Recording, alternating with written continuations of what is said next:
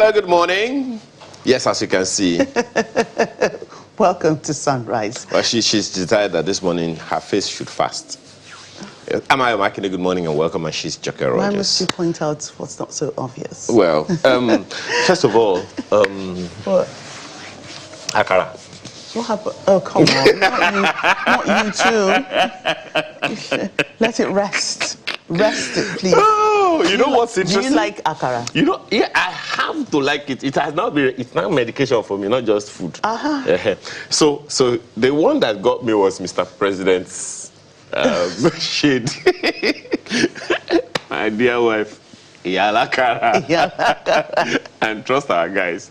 They put up a sign, Yalakara or something like that, using AI. Something like that, you know. So, but what I also find interesting is that some people actually came out, you know, because she talked about Karaku, you know, all those micro businesses. Is that that's the way so many people in the hinterlands actually live. Okay, so there is this fellow. I think hours after that, it was like the guy just decided this was my moment. He's been making plantain chips for a long time. He actually has an industry that produces plantain chips. And the guy just put up a notice and said, may I continue to fry plantain chips for the rest of my life? Like, okay. Next thing, I saw another person who makes kuli put up another notice like that. May I continue to fry kuli for the rest of my life? I'm like, okay. Maybe this is the publicity that these guys need. Because, okay, the Dangotes of this world, they have cracked, the code of prosperity. Started small. 5 naira sugar, 10 naira salt, and look at what we have today. In fact, those who sell nails, same thing, just 5 naira, 10 naira, that's the code. And I think that's the message that the First Lady was trying to pass across. That we should support these people.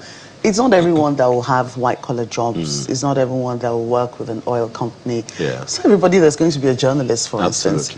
But, you know, those who do those jobs, those things, let's support them. They may not even have an opportunity. Are you going to say the person frying akara, right? Probably you want to take the person away from frying akara to be doing what else? If that's all the person knows, then let's empower them to be better and to be at whatever it is they're doing. Let's empower them to be able to do it better and not to, you know, suffer from, you know, feel from hand to mouth. Their families will not be in so much poverty. If you can give them financial boost, then so be it. So that they will not just, you know, whatever profit gains they have, they'll apply it as it's never enough. Those kind of things. So I think that's what the First Lady. You know, honestly, all the noise about it was just a bit funny. Because all you need to do is to start. You will scale. All you need is to start. That's what Amadeyemi would tell you in his book. Start with what you have. Just start where you are. You never really know. Excuse me. For instance, please, which university studies content creation? Exactly. Oh my God! So just start something, for God's sake. People who are looking at you, sneering at you, or sniggering at you today, they will say, he has made it, or she has made it. Start something. Imagine some of the guests we've had here from time to time, especially our artists of the week. Some say they were just funny in school. And people encourage them, oh, you can do this. And nah, comedy is... It's just there. It's just, comedy is nothing. And then now it's something. It's something. You understand? So I think... Anyway, let's call the attention of the Federal Ministry of Works to a concern. For a while, I think I remember, I don't know when it was, that they wanted to do something with the Kara Bridge. You know, but for some reason, I think it was because of the holiday at the time, they had to suspend it. But now, that road, that's the joint, outward Lagos, that they wanted to, they've worked on the one inward Lagos. which, by the way, is also beginning to give way. But the one outward Lagos, the two ends of Kara Bridge, they are getting worse. And in fact, there is such a big, I don't know whether to call it a gully, on the first one outward Lagos, the first one before you leave the bridge, the first one that leads you into the bridge, it's now gotten so bad that you literally have to slow down to like less than 10 kilometers per hour before you can cross.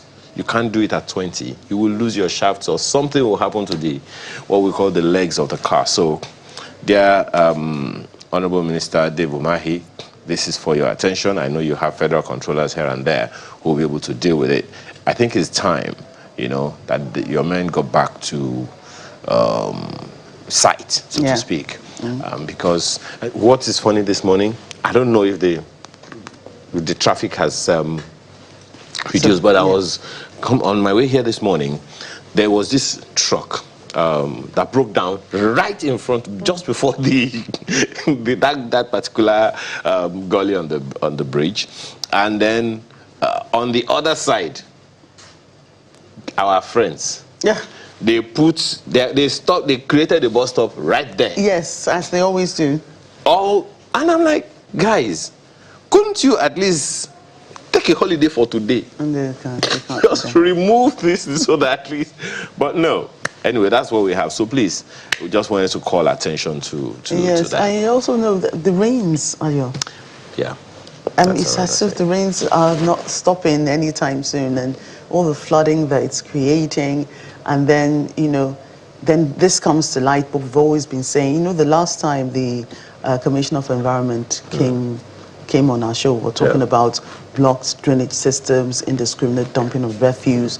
Then by the time, the flooding starts, you see all the debris and all the supposedly garbage that was supposed to have been thrown away properly rise up, and then there you have it.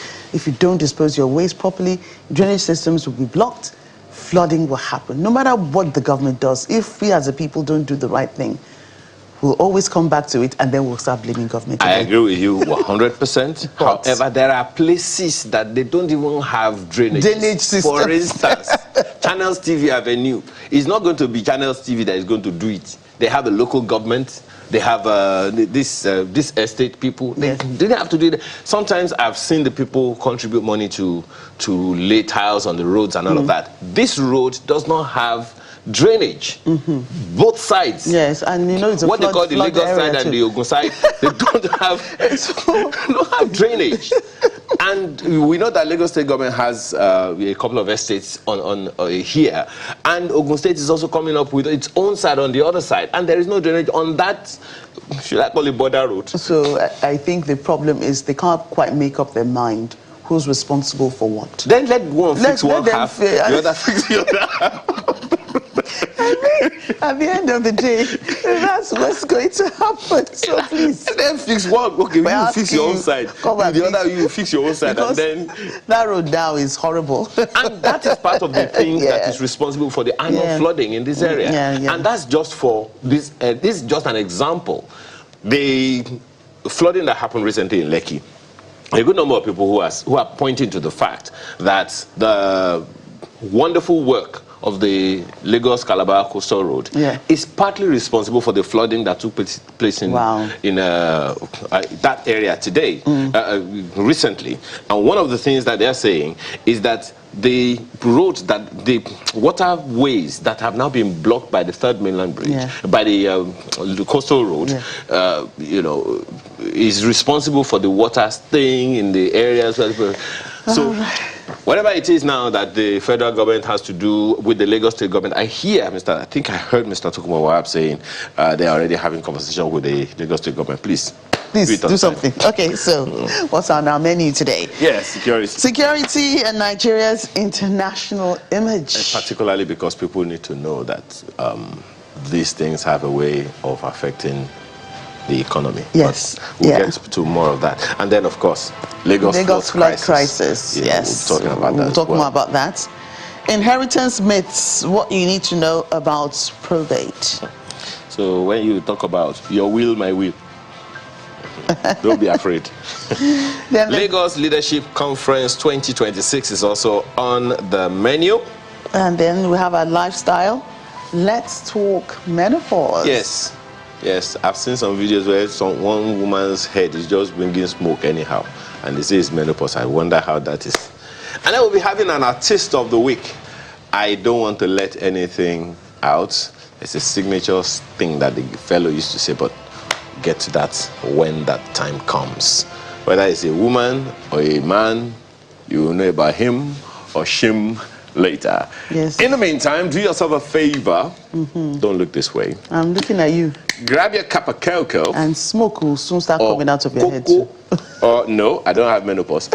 And there is no such thing as womenopause. So, and we'll be right back.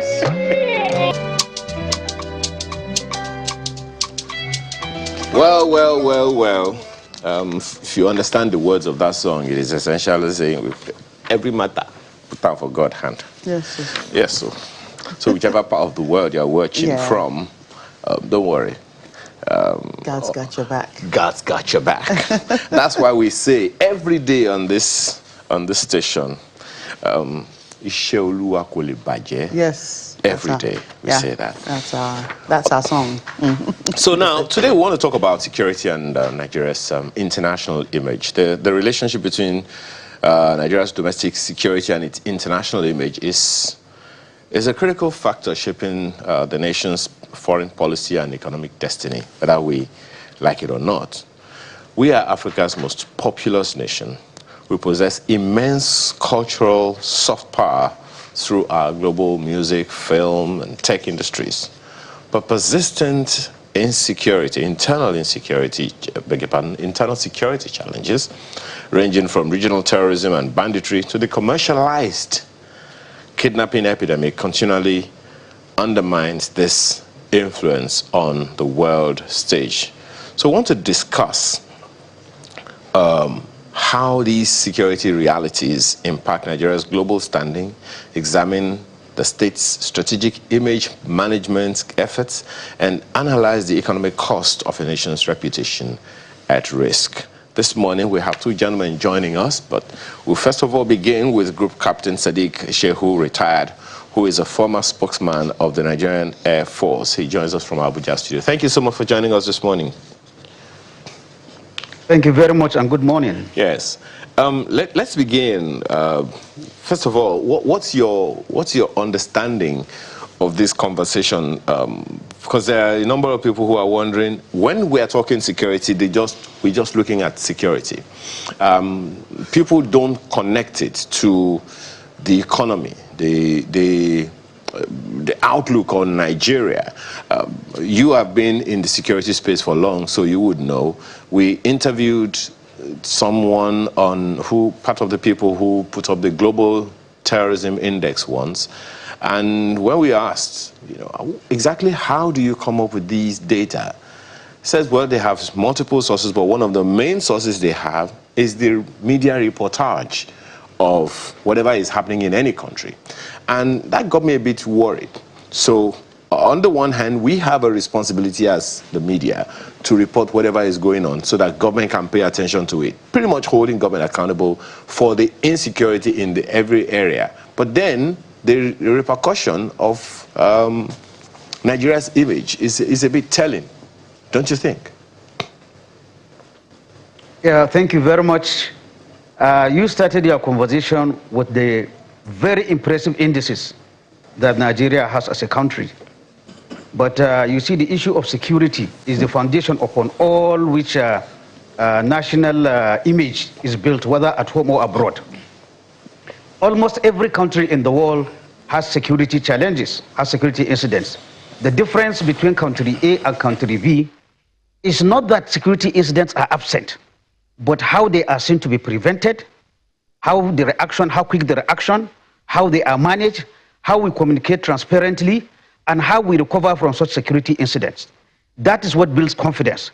So confidence and international image and international reputation is not built necessarily by the absence of security incidents, but how the country is seen to manage those security incidents. And again, like I said, Security is the foundation upon all that is based. If you are in the import business, for example, if the security rating of a country is low, you are likely going to have a lower premium on your freight, you are going to have lower insurance costs, and so on and so forth. Conversely, if the security situation is negative, those people that are doing business with you, they will look at there is a risk of sending goods to Nigeria. There is a risk of sending experts to Nigeria. If it is in terms of international games, there is a risk sending our athletes to Nigeria. If it's a conference between a choice, for example, between staging in Nigeria or Ghana or Senegal, the organizers will also make a decision based on the security situations. So when you look at it, security actually impinges on the developmental and even business potentialities of a country. So that is a very, very basic assumption that the businesses and international organizations do. And what do? Again, they look at different indices of the security in a country. For example, they will look at terrorism. Terrorism, they will break it down. How many attacks in a year? How many people were killed? Are the numbers going up or are they going down? Apart from terrorism, they will look at issues of criminality like kidnapping, like banditry. They will also look at issues like simple things like burglary and the rest. But again, security is also linked with safety. They understand that if a security incident happens, how are the hospitals? How is fire service? How are the emergency services? How quick will they respond? So all this will impinge on anybody making a business or planning to come on tourism or planning to host an international conference. All this will go there. If an organization is sending workers, for example, international consultants or experts to a country, this will also add on the insurance costs they are going to pay on those people. And what we have to understand, if I'm going to spend 100 naira to host a conference in country A that has a low security rating, maybe probably only 1 naira I will spend out for security. But then, if the security is higher, yes. Pardon me for butting in. Perhaps I think it's a very expanded conversation we're having on this, and I'm glad, very, very glad actually, from the angle from which you're taking this on. But you have also drawn that connection between security or a lack of it and the economic benefits that comes to a country. But let's talk to people who usually talk about public relations and reputation management and all of that. The chairman of the Nigerian Institute of Public Relations in Lagos chapter is here with us, Dr. Samuel Ayetutu. Thank you for joining us this morning. Thank you, Ayo. Good morning. Good morning, Joke. I'm happy to be here. I know that you and a group of people are also as concerned about this connection to security and Nigeria's image. Your thoughts, first of all, from a PR perspective and national perception perspective, you have frequently highlighted a trust deficit. So when global media focuses heavily on focuses heavily on abductions and all of that, how does that, in your own opinion, affect Nigeria's image, internationally?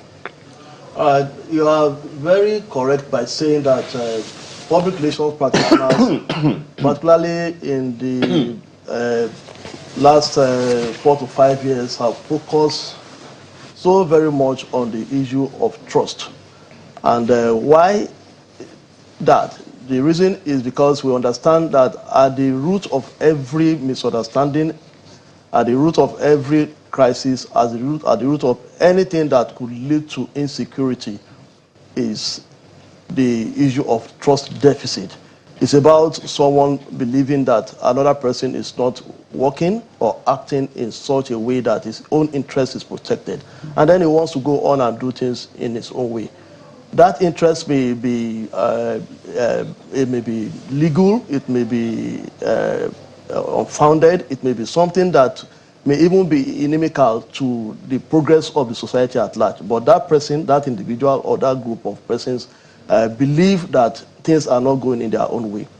And because we are people who understand the role of communication in ensuring that everything goes well in the society, we ensure that we make that focus on trust our own major contribution to nation building at this particular point in time.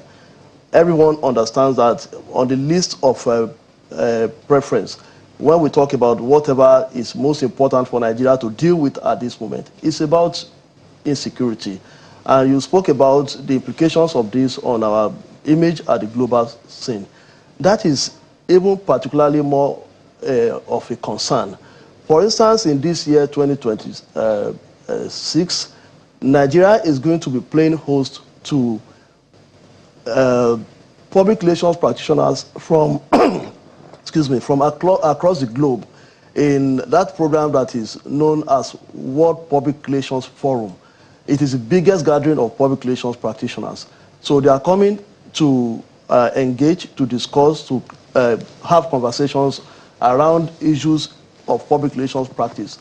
And Nigeria as a country will be benefiting mainly from that because attention will be focused so much on what borders us as a country, talking about insecurity.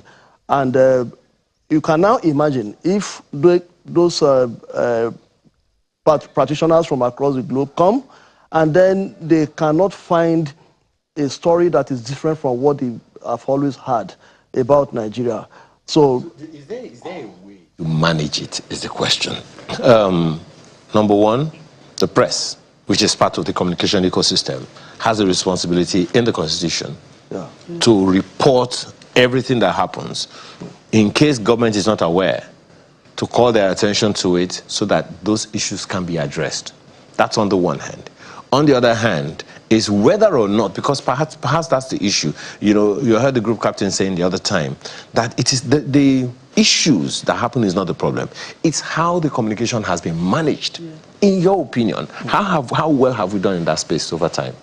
Okay, managing communication around the issue of insecurity vis-a-vis our image at the global level is, to my mind, something that we should look at from two perspectives. Number one, from the angle of those who are creating the content, the media houses, the practitioners, and other people who are key players in that space, on the one hand. And on the other hand is the people who are receiving those information, the audiences, who in turn have their own role to play in escalating and orchestrating the information that are being dished out. So if you garbage in something that will set the nation back image-wise as a content creator or as somebody who is active in the information management space, then it will be garbaged out by those who are receiving the information. So those two sets of people are very critical. For instance, in public relations, we believe so much that we don't have any other thing that is so potent in our hands to help our country get better than the stories that we create. And that's why even at this time, at the level of the Lagos State chapter of the Nigerian Institute of Public Relations, we are focusing on insecurity. The theme for our Public Relations Festival, which we do annually for this year, is security, nation building, and the issue of trust. Shaping narratives around that and ensuring that we but then, build consensus. The trust that you're talking about, I'm sorry, the trust that you're talking about has been depleted over a while. Let me ask the group captain, Shehu, that trust has been depleted over a while, perhaps because Nigerians expect when an issue happens, government deals with it pronto, but they don't seem to get that response as quickly as possible. And when such responses are delayed, people are at liberty to think what they want to think. For instance, take the Chibok girls issue. There are those who are still saying, as far as they are concerned, that matter, those issues are not resolved. And then there is the one in Oyo. And that's the Dapchi girls and all of those issues. If people feel that they can't trust government to protect them, that trust, I don't see how we can build it. And these are issues that, I mean, you know, the Chibok girls issue, for instance, went global, went all over the world. And I'm not sure if we have fully recovered from the image that created for us as a nation. Yes, thank you very much. Yeah, there's the issue of trust. In Nigeria, we have to accept that there is a big gap between the leaders and the people being led. And also that stress into the kind of information, so much so that I can say, I cannot give figures, but I can say there's a large number of Nigerians who do not even trust any information that comes from government. Now, well, the fact is, you know, the issue of news now is almost global. If you don't hear from your internal audiences, I mean your internal political masters, you are likely to hear from externals. And if the story has already taken shape, any reactive story may not have any effect. So what I will advise here, again, like I said at the beginning, is transparent communication. And now when we say transparent communication, definitely the government cannot give every detail, or the military cannot give every detail, or even the police or DSS, they cannot give every detail about you know, a security incident, but they must announce. What they're going to announce is what is called critical information and non-critical information. For example, you do not have to give the number of casualties.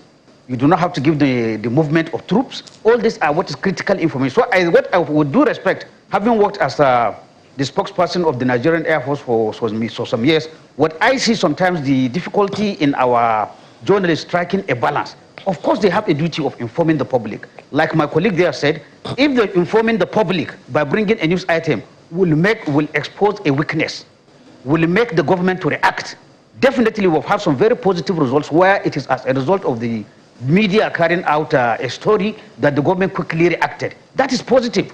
But at the same time, the media man should not be reckless. For example, he should not share unverified information. He should not share something about movement of troops. He should not share casualty figures. And in reporting, he should try to humanize the victims rather than the perpetrators. For example, if you are carrying an attack by Boko Haram or bandits, and then you say maybe in your headline, bandits in Zamfara have carried out a commando type of raid. You see here, you are glorifying the bad man, but you can put emphasis on the people that were killed, on the victims. So these are the kind of balances that you know, the journalists will have to strike between reporting and informing the public, and also being circumspect and not being reckless in the reporting.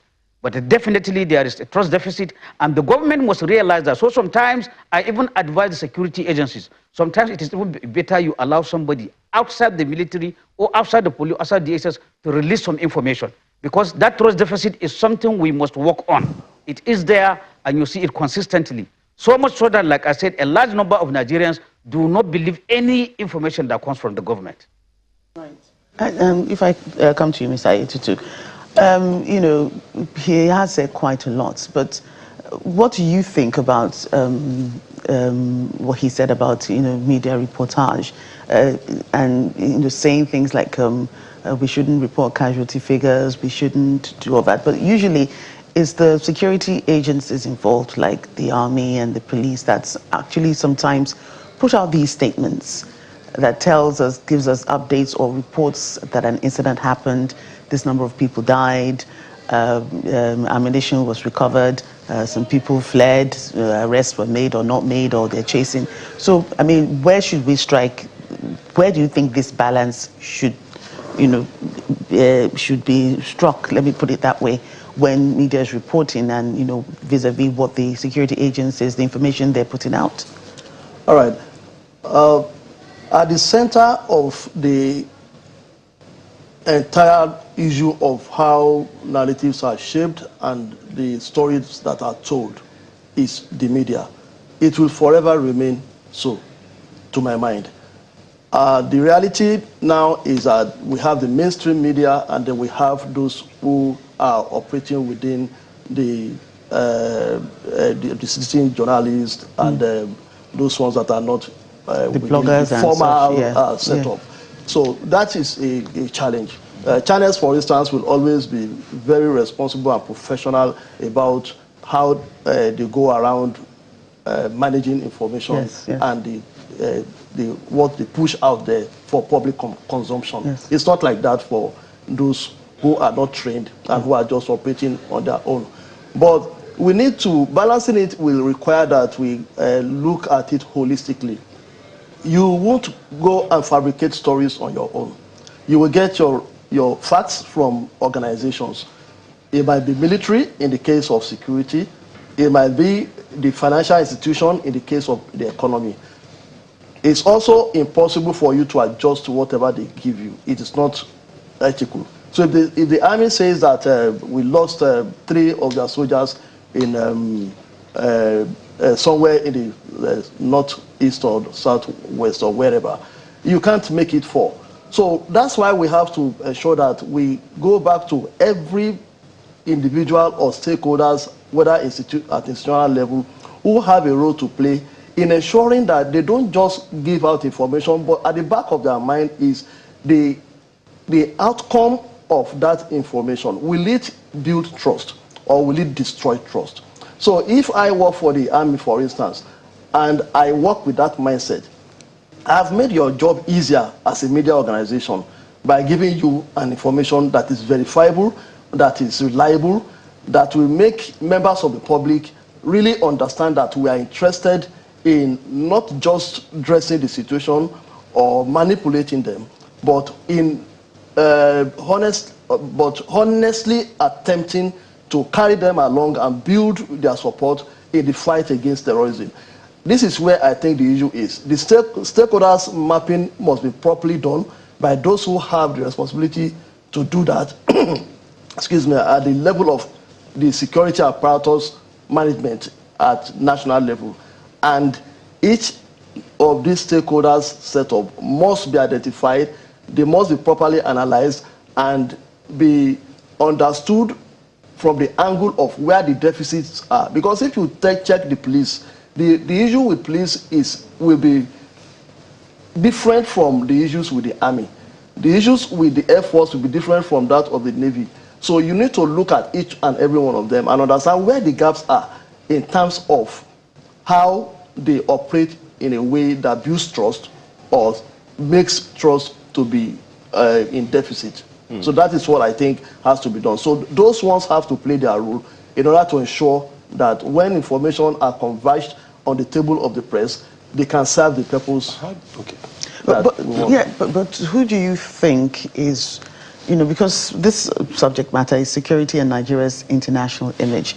So who do you think is responsible for ensuring that whatever security issues we have in the country, every country has its own issues, does not taint our image internationally? I know we have some foreign policy, Nigeria first, and all those things that we brought in to try and redeem Nigeria's image. But who should be responsible for ensuring that these things will say, okay, yes, we have some issues, but we're still good? Okay, talking about whom should be responsible, I honestly think it has to be both individual and collective. If I say individual, I'm not talking about one person now. Individual organizations and institutions who have roles to play. For instance, public and private? Both public and private. For instance, what are we doing right now in NIPR? We are bringing stakeholders together in a panel discussion on Thursday night of July. And they are going to be looking at the issues from various perspectives. So we put together what they are saying, and we are able to make that a contribution that can help people understand what the issues are. So when it comes to other organizations, each one of them will have to know what they need to do. If we are looking for who, we may not be moving nearer to our destination, because who will mean that if we say it's a Samuel Ayetutu that is the person and is doing his part, and Ayo is not pulling his own weight, or Joke is thwarting the effort, then we are not really going to be getting to where we are going. I think we should reverse that. I was going to say, Ayo, how could you? Then he said, me, I've got you. I kept quiet. Okay, but okay, let me ask, I'm still going to come back to you on the soft power that Nigeria has been displaying over time. Let me take this on with Group Captain.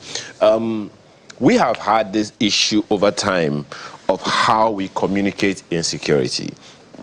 People want to know what's going on. We have had situations, and I'm sure you are well aware, where trouble is brewing, trouble is actually taking place, but the authorities don't have an idea We saw the situation in Dapchi. We saw the situation there's this one in Katsina State. We saw the situation in Chibok where these attackers will come, cart people away, spend hours, and nobody will be aware. Now, that is a bit embarrassing, even for the authorities, who are the ones that are going to do the job of rescuing and all of that. So when things like that happen, it is difficult to, one, not let people know, and then how do we, in your opinion, from your experience, because whatever we say also has to find a way to help the authorities to do, particularly the security agencies, to do their job creditably and joyfully. With that kind of situation, it will look like even they themselves, sometimes their hands are tied. And when information like that goes out, the trust that people have is also questionable. Yes, like I said earlier on, it's an issue of striking balance. The journalist has to do his work of informing the public, but he should not do so recklessly. The military on their own, when something is happening, they need to communicate timeously and also frankly and with honesty. However, the journalist will understand that not all information that comes to his or her possession should be let out there. But here, I've attended some conferences where the military authorities have called journalists to explain to them the kind of information that they can release and what they cannot. But that should be done more often, because with due respect, even the journalists, with due respect, having served as a director of information for the Nigerian Air Force, some of our defense correspondents do not really know what information can be harmful and what cannot be harmful. Sometimes the idea is just to break the news. And in breaking the news, sometimes you inadvertently sound as the loudspeaker for the bad guys, whether they are terrorists, whether they are bandits. So you need to know, like I said, what is called critical information. There are some things that cannot be given. Sometimes even it is humanity. For example, while you make sense, a world of sense, Dr. Adetutu here was talking about social media. People will break the news whether the media breaks it or not. That contest is still among us. Who breaks the news? Is it the people or the traditional media? So if we, the traditional media, do not do that, and the news still gets out there, it still puts your people in jeopardy, doesn't it? Very true. I like what the other guest said about there is a group action, there's also individual action. All of us, including you, including anybody that is listening to me, we belong to one WhatsApp group or whatever. Now, I always tell people, if I take you, Ayo, as a responsible person, if you get an irresponsible message and send it to me, and just say passed as received like people do, honestly, that will shape how I look at you as a irresponsible person. So what do I advise? At the individual level, as we belong to different WhatsApp group, when you receive such an information that you think is damaging to the security, is not verified, please let it stop, kill it at your own level. You don't have to share it. So there is this individual responsibility also. Do not share information that is not verified. And I would like to say, like for security people, for example, a woman knows her husband is serving in Chibok. He has gone, maybe he has spoken to her in the morning, in the evening there's attack in Chibok. She doesn't know about it. And the military or the police or the DSS have not informed her of what happened, which is normally a procedure. And then you break the news. You can see what you are doing is very, very harmful, not only to the lady, to the whole family that are affected. So there is the group action for the traditional media, who for various reasons, in any case, the government can hammer you as a media house if you overstep the bounds. But for the individuals like us who do social media. Yeah, it's also true, Group Captain, that sometimes some government officials want to hoard a story or to use the word, kill a story. That is true. The journalists, for instance, will go ask questions. Even, Dr. Adetutu's friends will go and ask questions from the authorities, give us this information that they don't give the information. And what happens? The information gets out anyway. And when the information gets out, it doesn't really look good, anymore. And then we're now struggling to play catch-up. That is a poor management of information, which I want the security leaders to also know. You cannot be completely silent of something that happens, because there are multiple places that people can get the incident.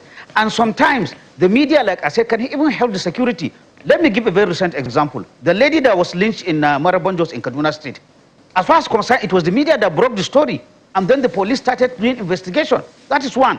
Currently, as we are talking now, there's a story that is a leaked story from the way I understand it, of about 104 soldiers that have left. Till now, I don't know. The military has not responded to it. But unfortunately, through social media, people have passed an official communication, which you can look at it, it is authentic. So sometimes the leaders in the security sector, they have to know you cannot keep quiet. And to be fair to the journalists, you do not help, we are talking about international reputation. You do not help reputation by hiding, deliberately hiding an information. But you have to bring it up, but bring it out again, you don't have to be reckless. You don't have to be the amplifier. For example, if an attack by Boko Haram or bandits, you don't have to use the tactics they came like commandos in the dead of the night, but put emphasis on the people they killed, children, women. You know, that's what we are humanizing the victims rather than concentrating on the kind of modus operandi that the terrorists or bandits use. That is the issue. Okay. But again, like I said, honest, it's an issue of training. When you say you are a defense correspondent or security correspondent, there are certain things you need to know. Okay. And the military, the police, the DSS, they also need to interface with the media to teach them what is critical information. Critical information is the kind of information that, if given out, can assist the other side to either plan or to know the intention of our own security forces. But there is no much interaction. Yes, it begs the question of whether or not the authorities, you know, are giving enough training. Well, you know, the journalists themselves are taking on enough trainings, you know, to do what they are supposed to do, because that's also the place of professionalism. Very valid point. Doctor, very valid point. The other time we were talking about soft power. Nigeria is no doubt a world leader in music.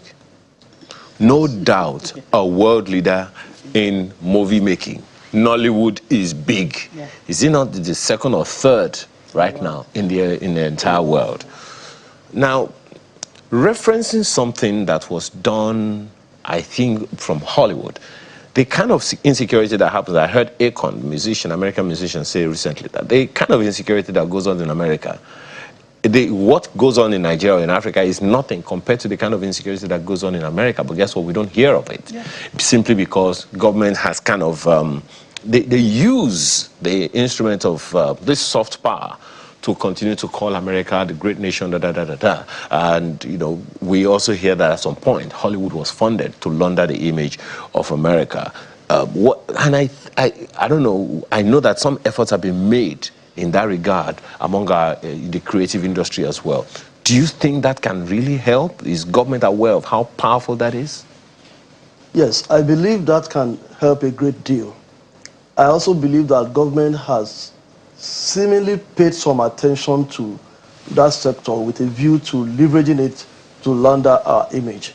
But I do not believe that it is in any way near the kind of scale that it should be.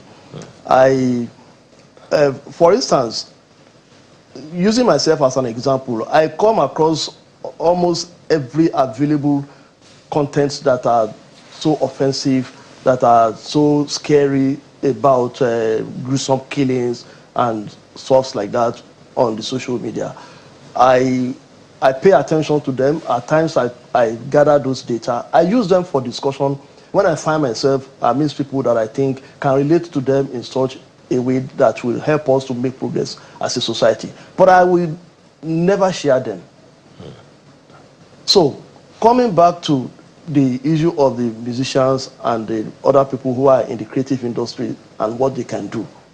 The issue is, what do we copy from the examples in the West as a nation and as people who are playing in that industry? You have just made allusion to the fact that the assumption is that the United States has been very deliberate in using the creative industry to launder America's image. So if you and I as individuals and Nigeria as a country has copied many things from America, how is it difficult for us to copy such? That's the issue for me. Okay. So we should also do the same. For instance, if there are 10 contents, songs, or work of other forms of work of arts that are being dished out there by professionals in that field, why will we not be able to ensure that if there are 3 or 4 of them that will not put us in good stead as far as image is concerned, that we can make sure that they don't go into the public space? That's going to be a job of work, because that means that some government agencies that are supposed to allow those things to go out have to be on top of their exactly. game. I am particularly sad that that is happening. Well, right? Whether or not they do what they are supposed to do is another thing altogether. Yeah. Add to the fact that we have had such songs in time past. How have the governments all over the years used those things? Nigeria Go Survive by Venom Arioga is one. Did we milk it as a nation? We'll come back to that some other time. Thank you so much for your time this morning. Dr. Samuel Ayututu is the chairman, NIPR Lagos chapter. We appreciate your time with us today, as well as Group Captain Sadiq Shehu, retired, former spokesman of the Nigerian Air Force, joins us from our Abuja studio. Thank you so much for the sacrifice you made for coming to this program today. So when we return, this one affects, don't look at me like that, Joke. We'll be right back.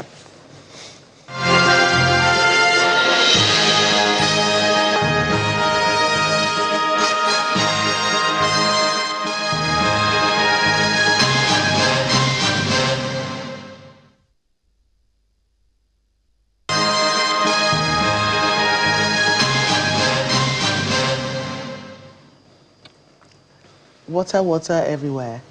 Water. You don't get enemy. No, that's not what we're doing. Water. You don't get enemy. Did you experience flooding in your area? Well, any semblance of it at all? When you drive around, you will experience flooding. Forget it. Well, you do know those who experience flooding. When you drive around, you will experience flooding. Well, you know, to the residents on Lagos Island and, you know, and the axis, you know, people who even on mainland, even on the mainland, Anthony, really, there was a lot of flooding in the parts and that was mainland. really shocking. That, you know, the flash flood at Oshodi was very shocking. It wasn't really too much of a surprise in the Lekki axis, but the scale is what was a bit concerning, and the fact that it even entered into some houses, you know, places that normally wouldn't, and then it took a little longer than it should have to dissipate. Yes, I think that's so. I mean, that's just, and there are many reasons why they say these things happen. Of course, we're still having blaming climate change. But then, you know, there's a lot of things. So let's take a look at why these floodings happen, and, you know, people's comments and interpretations of it, and, you know, what the experts are saying, what the government is saying. And we're joined on the program today by the chairman of Lufasa Park, environmental advocate, Lufasi Park, I beg your pardon, and environmental advocate Desmond Majekodumi, as well as Joseph Onoja, Director General of the Nigerian Conservation Foundation. Thank you, gentlemen, for joining us on the program. Oh, having us. Right. Let me start from you, Dr. Onoja. You know, what are your thoughts on, you know, these floodings and, you know, the interpretation given to it by, you know, various agencies saying, you know, blocked drainage systems are partially responsible, people dumping refuse indiscriminately. But then there's a part of nature that's also causing these floodings. What are your views about the latest flash floods that we experience as a result of, you know, the rains that insist on falling for hours? Well, I am sure this is not, this is not new. Yeah. We come every day, every year. We talk about this, and it's not something that is taking us unawares. We are very much aware of this fact is going to come. So let's take nature out of it, because it's going to happen. So let's not blame nature. Yes, climate change is happening. A lot of things are changing, but also I must situate it, especially on the axis of Lekki, where we are, to the greed and what we have done to nature, that nature is just paying back to us. We have been receiving a lot of loans from nature, and nature is just giving us the bill, just beginning to give us the bill. I'm going to talk specifically of how indiscriminately people are sand-filling wetlands. Very few greedy people are making every other person suffer. The government is not completely innocent on that, but I'm going to also blame a lot of people, because we are all government. For instance, I was saying the Commissioner of Environment was a citizen before he was appointed a commissioner. After his tenure, he will stop being a commissioner. He'll come back to being a citizen. So any of us can be the Honorable Commissioner for Environment and Water Resources. So for some people to just go and sand-fill wetlands indiscriminately without recourse to the natural flow of water or to the canals, then putting every other person into trouble, as we have witnessed, is the main cause of this issue. And when you have wetlands and people think they are wasteland waiting to be sand-filled without any recourse to providing sponges, because wetlands are natural sponges. When nature takes its natural course of raining during this period of season, it will definitely, water necessarily have to find its level. So when we don't create that place for water to find its level, and we go to build our posh houses, then water will find its way into our posh houses, into our well-furnished sitting rooms and our garages with our posh cars, and then it will find its way there. So that is the situation that we are finding. And then on top of that, apart from the fact that we've sand-filled wetlands, then the drainages that are supposed to serve as where government has put drainages that are supposed to serve as conduits to channel this water where they are supposed to be, are then blocked by who? By citizens.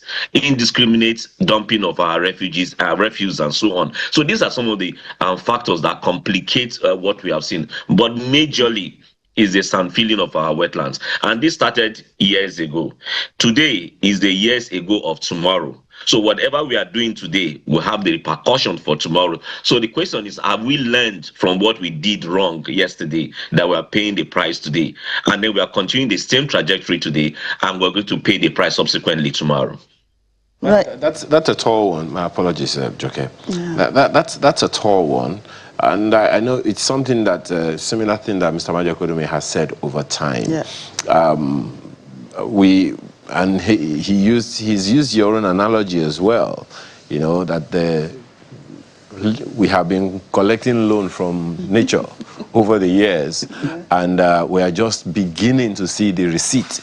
And it's like the nature is eventually giving us an invoice. But Mr. Majakodumi, perhaps a good way to begin this conversation would be to even check whether, as a people, Dr. Noja said something that we are all government.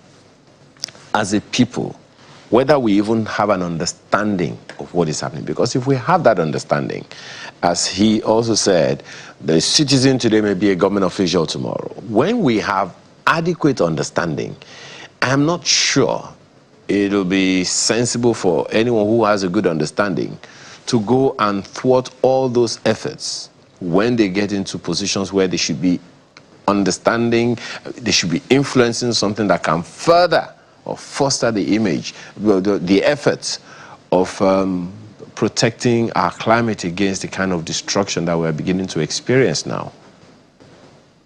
Yes, and the reality is, as Joseph Onoja so rightly said, nature is finally giving it back, as is the universal law.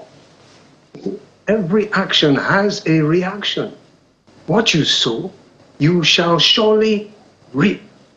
And in all honesty, nature has been very patient over the years. And in fairness to our people, it's only fairly recently in our history when we decided to jump on this development bandwagon without learning from the mistakes of the people who had spearheaded the Industrial Revolution in the first place, that we now are impacting so negatively against nature. In days gone by, is it the plastic? No, we were using moi leaf and calabash, throw it back into the bush within months, it's fertilizer. We were not destroying our forests at all. And we had very strong regard for the wetlands, partly because we didn't have too much ability to sand fill them, although, you know, we could get sand from the lagoons and throw it, but also partly because we understood that these things are so important.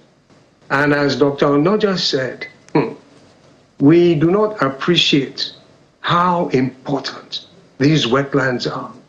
They are one of the most viable evacuation systems for the waters that will fall when you have the rains. And periodically you'll have fairly heavy rains. But the irony is that in this period now, the rains are getting far heavier. And we were told about this about, I think, 25 years ago. The first major alerts came. And then more recently, 10 years ago, the Secretary General of the United Nations was blowing the alarm, saying that mankind is waging war against nature, and this is suicidal because nature always fights back. Oh, she's giving it back now because of the global warming. The planet is heating beyond what it has been for eons upon eons upon eons. And this heat, it's very simple. It's you know, everybody understands this. You add heat to water, and we're surrounded by water, you're going to get evaporation, the water will fall as rain falls. So definitely the citizens need to wake up to the responsibility. Okay. And those who are making the decisions need to make the right decisions in the right way to safeguard us. Now, clearly, we cannot pause the kind of development that we are having now. I don't know, you know, what you think of that. So in the process of developing and industrializing and all of that, what are the things that you think we can begin to factor in as we are developing? For instance,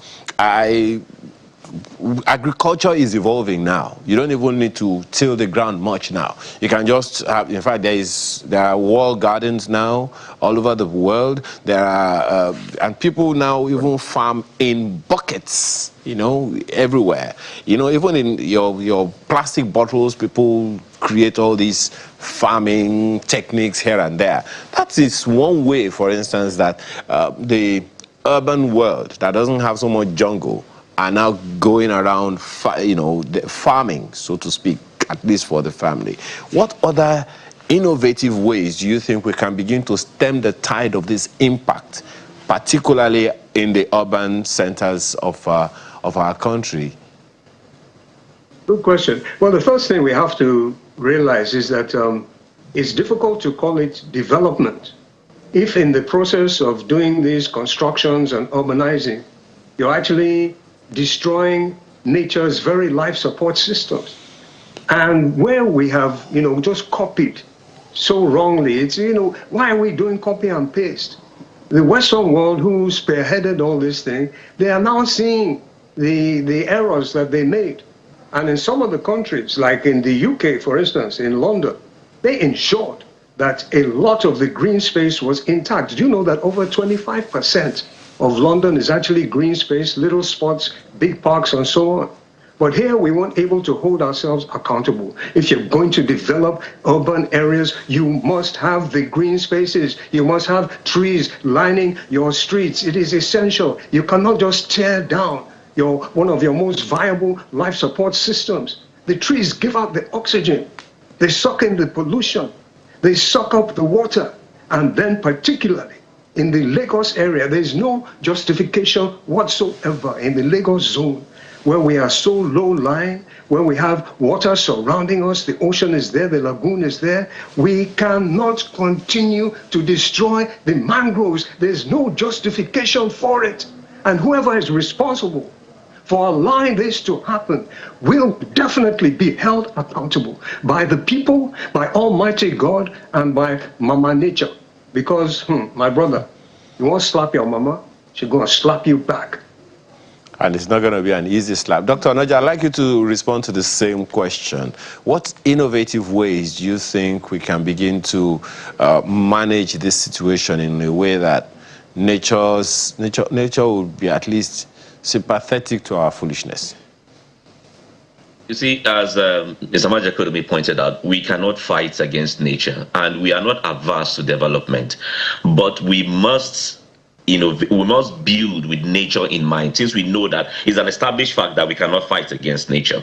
So what are the things that we can do? First of all, that is why there's the principle of ESIA. It used to be EIA, then we factored in the social component of it, and that is because we want to know sensitive areas, that is areas that must not be touched at all. If you want to develop, you must not touch that area, because I used to tell people that the environment is the #1 unit of production. So you cannot destroy your #1 unit of production and think that whatever so-called development that you've done is going to survive. So you must first of all protect your #1 unit of production. And once you protected that part, then you can talk about the other parts that the EIA should have provided for you to be able to say, okay, yeah, you can develop this part, but develop it in such a way that you won't fight against nature. Now, Makoko is an example for us. Makoko have been living on water for years now.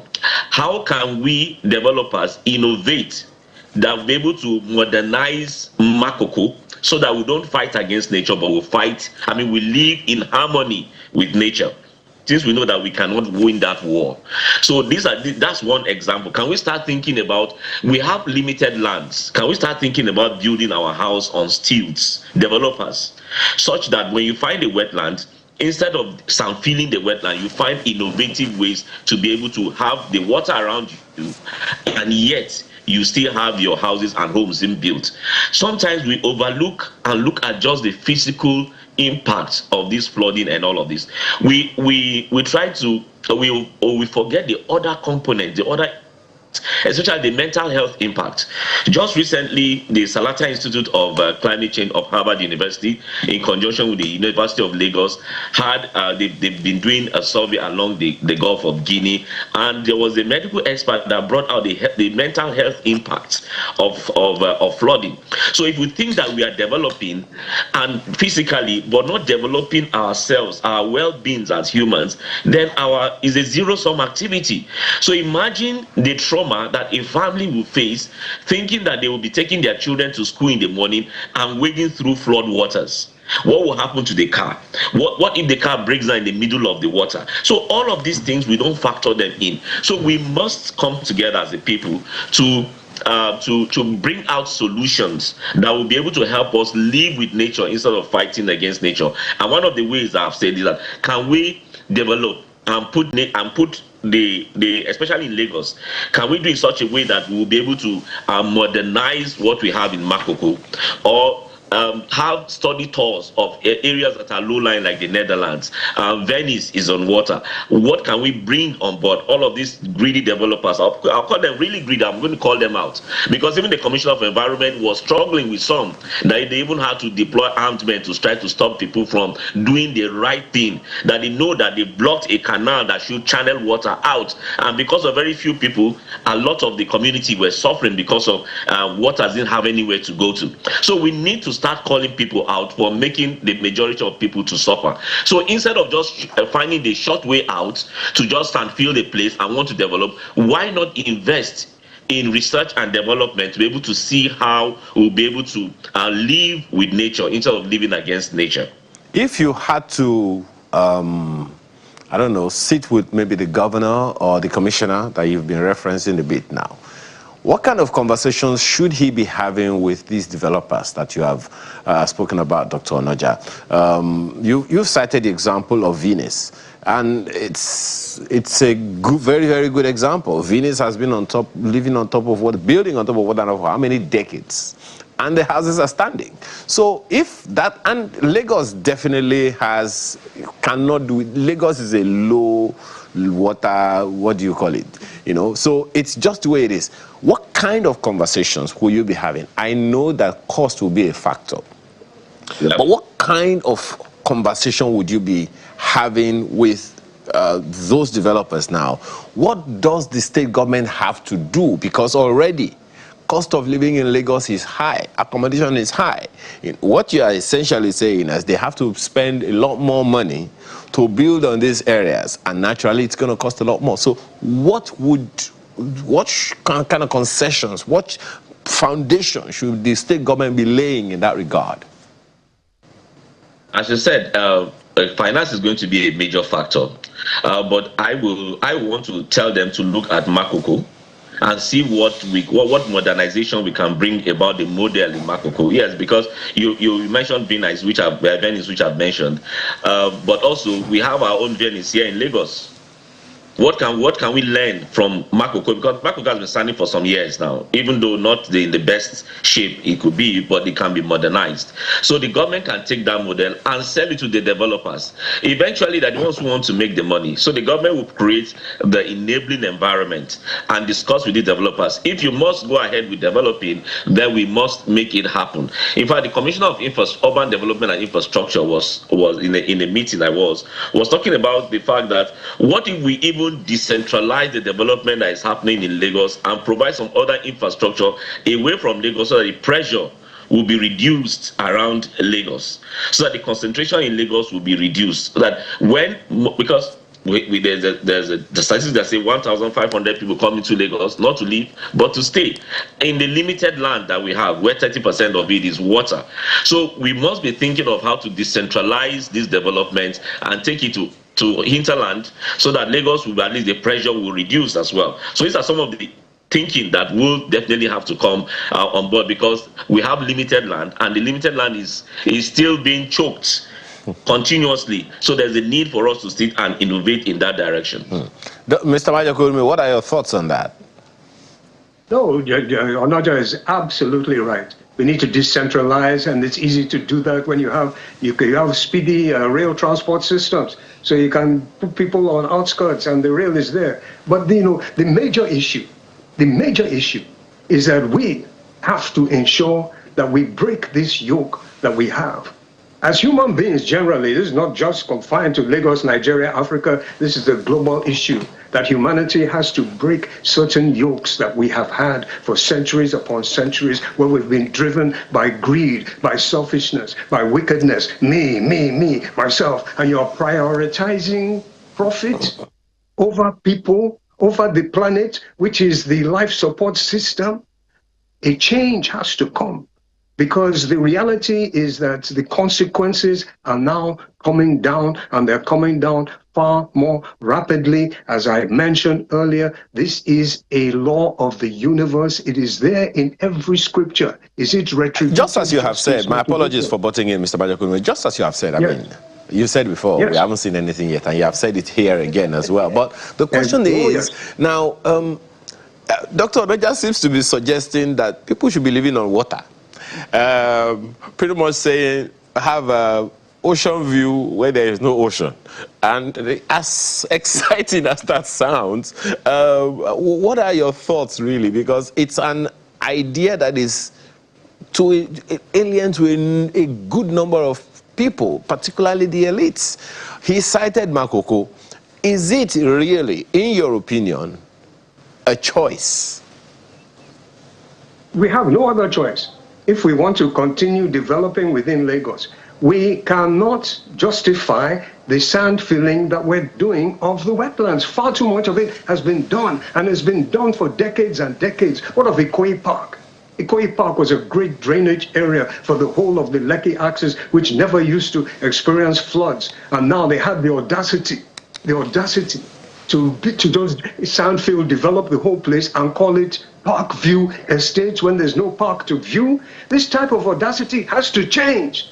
It is not acceptable, because we're impacting not just our lives, but the lives of our children. And therein lies my hope that at least we have enough love for our young ones, for the innocent children, not to destroy their future, which is exactly what we're doing. So yes, there's some beautiful houses. Venice has a lovely, lovely terrain. And the new developments now putting houses on stilts, it is acceptable. And if you don't like it, then don't stay in Lagos. You don't have the justification. Just because you've been able to accumulate, some piles of wealth, God knows where that wealth came from, to now use that to sort of spike everybody and say, oh no, government, I'm stronger than you. Nonsense. Nonsense. And the Commissioner for Environment, we're 100% behind him. He has to ensure that all these places, how can you be blocking a drain because of your big building? No, no, no, no, no. This is absolutely, totally unacceptable, and definitely we will resist it in every way. And as Aloja said, physically, it is dangerous. Psychologically, it is dangerous. Spiritually, it is also very dangerous for you because the consequences will be there. After all, water, no get enemy. Yes, that's right. Thank you for agreeing with me. That's a song that's on. You and I seem to share that song this morning, Mr. Madekutomi. But then, if let me stay with you. There's the issue of sand filling, and then there's the issue of taking that same land that they used to fill to do construction in other places, the dredging of sand by developers as well. As demand for housing is so high now that they just go to where the sand are by the ocean, and they just keep carting away the sand. What dangers lie in there as well, Mr. Madekutomi? There's a lot of risk. Offshore, that is ocean-dredged sand, if it is taken from enough of a distance from the shore, then there's probably not that much risk. It depends, though. The closer you come to the shore, you could be impacting the stability of the shoreline, but that's just the ocean sand. The one that is a lot more risky is the amount of sand that we've been taking from the lagoon. This is destabilizing the solidity of the beds of the lagoon. And to be honest, even though sharp sand is very useful for, the modern cement bricks, there are ways of making bricks without using so much sharp sand and so much cement. There are solid bricks that are made from using far more friendly type of materials like the clay, the clay bricks and so on. Yes, they are there. And we need to really start rethinking, because while we're getting the short benefits, quickly, we've done the building, we've got this wonderful mansion here, there, and everywhere. The long term, even those big mansions, once you destabilize the soils, the mansions themselves will crumble. Oh yes, they will fall. So we need to really have a rethink. This is like, for us to really start to adjust ourselves and have a transformational renewal of our minds and adopt the major scriptural injunction, which is, love your neighbor, peace be unto you. And how are you going to have peace and love to your neighbor if you're destroying his very life support system because of your unbridled greed and pride? The changes must come. Right. And nature is insisting to do come. And peace be unto you too, Mr. Madekutomi. We would like to thank you for the pleasure of, discussing this matter. That's the Desmond Madekutomi, chairman of Lufasi Park, an environmental advocate. Also, Dr. Joseph Onoja, Director General of the Nigeria Conservation Foundation. Thank you also for the time you took to, talk about this flooding crisis and how we can prevent future occurrences. So when we return, if flood has already taken over the land, there is nothing to inherit. But let's even talk about the inheritance. Let's assume that the land is still there when we return.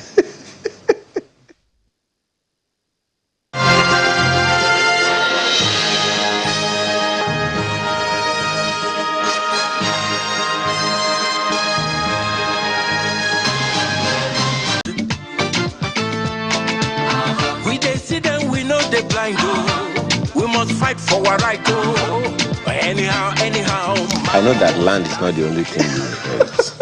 Why? I know. Did nobody even heard me at the end of that? I'm just Ayo saying. believes No. I'm saying and that there will be no land to inherit.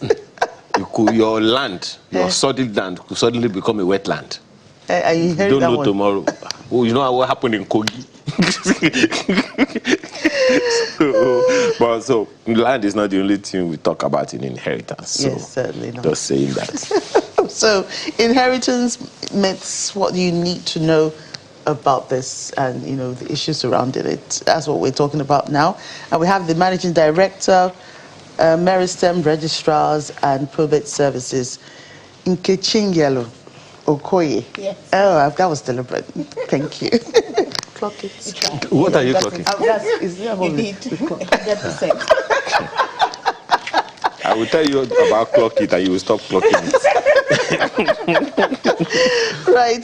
Welcome to the program. Thank You look lovely, by the way. Thank The entire self. Is it an inheritance? No, Was it inherited? No. Is it somebody's inheritance? No. Why? Why not? It would have gone out of fashion by then. Oh, okay. By the time I leave this world, yes. Fashion has a way of coming around. You never know. Maybe we will start with what we have been saying jocularly. When we talk about inheritance, what exactly are the things we are talking about here? You can't inherit somebody's voice, we know that. Even though AI can... You never can tell what You never can in the tell. next 20 years. People's voices Science sound can come alike. up with something. Yeah. It's true. See? After all, I'm now voicing things I don't know about.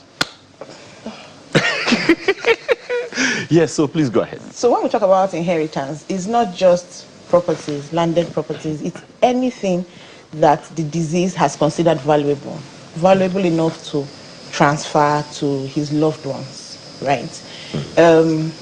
Cash, money in the bank, investments, investment of all forms, mutual funds, treasury bills, cars, furniture, jewelry. It's anything that is considered valuable by the deceased. Not just by the deceased, but by the people who are going to inherit as well. Yes. So if the deceased left a will and stated all these things inside, then he or she considers it valuable enough to transfer to their kids. Oh, I want my gold to be given to this person. Yes.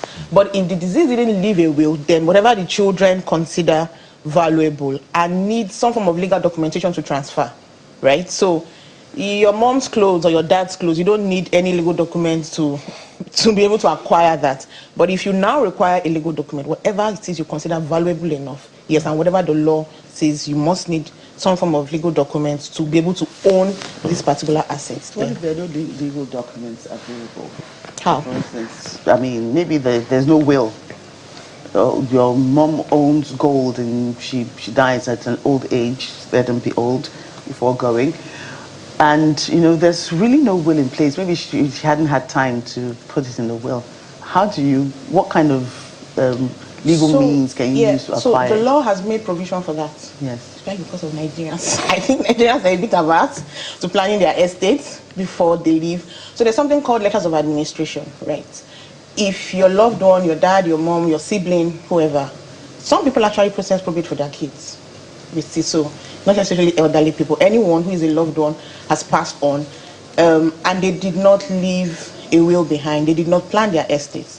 There is something called letters of administration.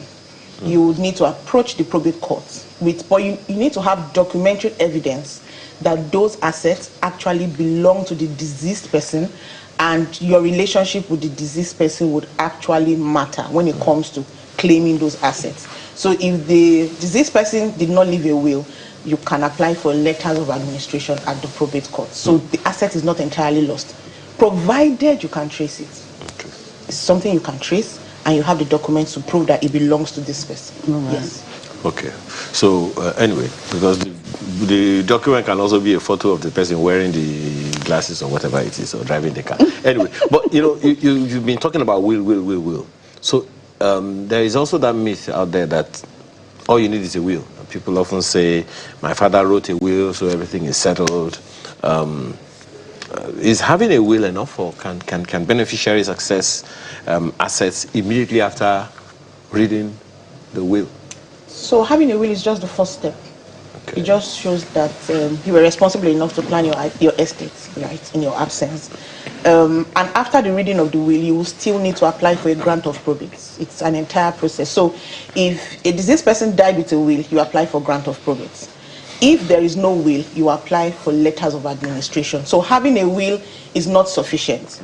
The will have to be read at the probate court. So when someone writes a will, right, the lawyer lodges a copy of the will at the probate court. So when the person passes on, right, the beneficiaries or the administrators you have to apply at the probate court for a certified true copy of the will that was lodged, right? And then the will will be read. After the reading of the will, then the entire process would start. The process for grant of probate. The grant of probate is just a legal document authorizing you to have access to that particular asset and then administer it or share it among the beneficiaries. It's like you're making this thing hard. Yeah, becoming... Expanding it. Yes. What people have known is just will. Yes. And then, so when we are talking about probate now, it's sounding like this is something only rich people... which is another, that's another myth, is it? Yes. So is it only, probate is it only for the wealthy or, can middle class people Maybe the also? problem is the word probate. Yes, please explain. So let me just remove the word probate, but that's a technical term. But could you just just break it down. What is this probate and, why does it seem like it's for big people? Dies, right? Whether big or small. From our own experience, we have had to go through this process for people who even have... We once had a client, her late husband had just 400,000 naira in his bank account. I think that was the last salary they paid him before he passed on. And she still had to go through this process. So It's not for big people, right? And even the cost associated with it too is based on the assets involved, based on the value of the asset. So people think that the money would be too... No. So Mr. Lagbaja... it's just a fraction. Yeah. A percentage. So Mr. Lagbaja dies, for instance, and he left behind a will. Let's take it from there. You don't, with that will alone, if he has money in the bank, you cannot walk up to the bank to say, my father is Mr. Lagbaja, this is his will. He said his 10 million naira in the bank belongs to me. No. So you need to get to the probate court, like I said. The certified true copy of the will needs to be extracted because the lawyer is expected to have lodged a copy of the will and read to the family, right? And then you now begin the process to obtain a legal document that you would present in all these institutions, whether it's the bank, whether it's the land registry, whether it's pension house, whether it's investment firm, where they probably had treasury bills or mutual fund. That document is what we call a grant of probate or a letter of administration if the deceased person did not leave a will. I don't know if I'm clear enough. Yeah. Okay, so probate is for everybody. Everybody. Once you have lost someone and the person has assets you want to have access to, you need to go through the process. So there's another myth out there that the spouse, the husband or the wife or the eldest child or next of kin, they have automatic access. Yes or yes? No. Oh. No is not one of the options. So. No. No, I would add a third option. So, even in the probate court, right, there is a hierarchy of people who can be administrators. I think it's important to mention the fact that you are an administrator does not mean you are a beneficiary. You are an administrator in charge of transferring the assets. So, it can be a large family. Let me use the Lagos State probate court as an example. Minimum of 2 admins and maximum of 4. So imagine if you had 5 children or 10 children, all of them cannot be administrators. The family would have to assign 2 people, 3 people, or maximum of 4 who would apply, get that authority and then share, right? So, but I think we've made it clear over and over in Nigeria that the fact that you're a next of kin does not give you access to anything. It doesn't even make you an administrator. It's contact details. If I cannot reach Mr. Lagbaja, I would reach out to you. That's what next of kin is, right? And the fact that you're the first child does not give you automatic access. You still need that legal document. And there is a part of the probate process where the administrators, the family comes for an interview. The courts will still interview you to be sure that there are no issues. Unless you want to do it, you want to bamboozle everybody and then gain illegal access. And they can take you to court because you do not have that document backing you up to have access to do. And no institution will attend to you without that particular document. Okay, just to be clear. Yes. Who is the next of kin? Because the next of kin is not sounding like next of skin. So why are you looking at me? Like, is it true? So, because some people they quarrel with their family members, spouses, or whatever. That. Next of kin. Why am I not your next of next of kin, not next of skin? So why? So what's it for, really? Next of kin, contact details. Like I like to call it. If I cannot reach you, who do I get across to? Yeah. Oh. If peradventure you're my client, let me just give an example. You probably have an account with Meristem. Maybe you're doing treasury bills or mutual funds, and we've not heard from you in a couple of months. Your emails are not going through, your phone number, in fact, your phone numbers are not going through. Who can I reach out to say, I'm trying to reach Mr. A? That's who a next of kin is. It doesn't give you legal access to anything. It's just contact information. So let them stop the fight a bit. And we have said it several.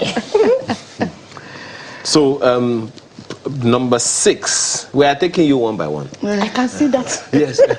Yes, number 6, probate involves a lot of paperwork. They will always be delaying you access to and the money. elongates the process. What does the probate process involve? Yes, it does involve a lot of paperwork. I'm not going to deny it. And that's why most times you would need a trusted partner to walk you through that particular process, like Meristem Probate Service, because it's cumbersome. So especially when the estate is large, and if you are busy, if you have other things you're doing. So imagine if someone had a bank account in all the banks in Nigeria, right? Let me just say 10, even if it's just 6 banks, and then he had shares in 20 companies with 10 different registrars, and then he has properties all over Nigeria and maybe even abroad. It's a lot of going around, a lot of running around, which is why most times you would need a trusted partner to walk you through that particular process and take the burden off you. Wow. Okay, so I would like you to please go back to that, what you talked about the other time, where there is no will. Okay. So there was no will. Yeah. And the family is at the crossroads. Everyone is daggers drawn. And somehow, you are able to mediate. What would the mediation involve? So when you say mediate, maybe you need to break it down. Because no, give me a clear example to that. Because there is a mediation and something agency that handles quarrels between family. That's why I'm here, exactly. There is no will. And then they know that this person has this, and but there is no will. There's the paper, they have documentary evidence to prove that he has this, he has that, he has this, he has that, but there was no will to say this one goes to this one, that one goes to that, and there was no instrument on ground before he passed. So if you contact us, right, the first thing we would want to know is who are you? How are you related to the deceased person? It's very important. Whether you are a next of kin or not. Yes, it's no. I'm just saying. Next of kin is equals to 0. So we want to know who are you, right? We've had people approach us to say, oh, this person is my brother. And then we ask, like the court would ask, is he married? Does he have a wife? Why are you the one coming forward with the documents? Does he have children who are of age? Does he have parents? Before even coming to you, the siblings. That's the order, the hierarchy in the probate court. Spouse, children, and then parents, and then siblings, have siblings, and all of that. So we want to find out, how are you related to this deceased person? Because we also need to verify. We have had issues where people come to lie that someone is dead and probably fake a death certificate and show up. So we would conduct our preliminary checks. Yeah, people do that. And then you would see that a few years down the line, someone shows up and says, I'm alive. It happens. I mean, it's popular. We're in Nigeria. So after that preliminary investigation, then we would obtain those documents from you. We would apply for the LA at the probate court, the letters of admission, as I rightly said. The probate court would give us what we call a bank certificate.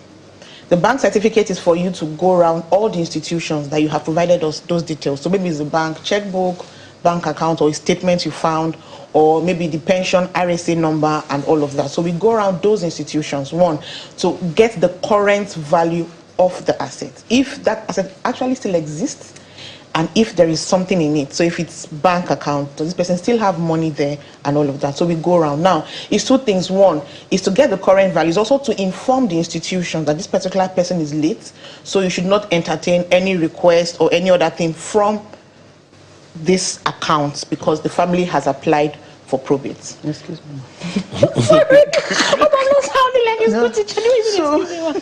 I'm just saying, in the event that, you can't, get anyone to come up to say that, Mr. A has died, and the person closest to his family, and where do the properties, where does it go? They stay where they stay. Oh, it's just Which is there. why we beg people to plan your estate before you leave. Yes. Right. It will just be there. And that's why you keep seeing banks have a lot of dormant accounts. You keep hearing of unclaimed dividends. Some of these people are late. And the family members don't, two things. They either don't know what they have, or they think the value of those assets is not enough for the stress involved. Like I said, the example I gave, if the woman felt 400K, what a carriage you. I can't use it for anything. She could have as well have left it for the bank, and it will be there forever. Wow. Yes. Right, and because I asked that because, okay, possibly you have situations where maybe I watch too many movies. Please feel free. Where you Nollywood. No, well, not where you have estranged relationships between maybe father and daughter, perhaps, or something like that, and then the bank or some lawyer calls up to say, oh, do you know so and so? Oh, yes, that was my father, but, I've not seen him in 20 years. And then they go, okay, well, he passed on, and he has said that, he passed on, but we have properties in his name that we would like you to come and take up. Exactly. Even if the person does not have that will, I'm but, sure whoever it is that called would have the document to show that this person has properties. Yeah, right. So once you engage the person and you obtain the documents, then but what if there was no will left to say this person should inherit? But couldn't they just say, instead of the things just lying there, please come and take your... So that was what I explained earlier. All right, if the person did not leave a will, and you have evidence that these assets exist, you can still process the letters of administration that will give you the legal access to administer that particular estate. So it's both ways. Whether with a will or without a will, the law has made provision for both parties. Yes. What other myths are you aware of that we have given you 6, we have tried? There are 10. So what other, myths are you aware of, that people bandy around and there is no basis for them? So the most popular one is the value of the asset is too small. I don't need to. Yes, we see that a lot. Like I rightly said, you would see shares. I recall speaking to a particular client somewhere, and he had reached out to us to say his dad had shares in a particular company, name withheld, and he wanted us to find out what the value is. This person is a big boy, right? And by the time we did the investigation, the money was maybe about $1 million. It just goes because of 1 million. I beg, forget it, right? Thinking that, so you feel that because the value of the asset is low, I don't need to go through all of this stress. But why would you want what your loved one worked for go to waste? Why would you want somebody else to reap the benefits of what they have worked Even for? if you give it away. Yeah, take it and then if it stocks, it's great because the price would space for the price to appreciate. So we see that a lot. We see that a whole lot. The money in the bank is small. The pension is just 1 million naira left. It's not worth the risk. And then they think that the money that would be billed them is going to be more than the asset. But again, like we always say, it's based on even the estate tax on it. Government collects tax on it, and it's just a certain percentage of the value of the assets. So what would be your appeal now to people who are listening to you talk about planning or not planning their estate? First and foremost, please plan your estate. Like I said, we have seen parents come to conduct the probate process for their children. You're not too young. The moment you start earning, start planning your estate and let your loved ones have an idea of the things that you know. And then secondly, when someone passes on, it's important that you make inquiries to find out what this person has left behind, and then begin to conduct the probate process and get a trusted financial partner to walk you through that process, just like Mary Stem. Just like Mary Stem, so how do they get in touch with you? Okay, so they can send us an email at probateservice@merystemregistrar.com. Yes, and or info@merystemregistrar.com, and then someone will reach out to them. Okay, that's a good start for anyone. Thank you so much this morning. Thank you at least letting us know that land is not the only one. Land is not the only one. You can even inherit water. And that estate is whether wetland or dry land. Wetland too is important. Yes. And that estate is not it's not the estate you are living in. No. Just say. Just say. Yeah. Okay. Thank you. So, plan your estate. Yeah. That's the advice from Mary Stem. But in the meantime, we'll take a short break. When we return, let's talk about leadership. I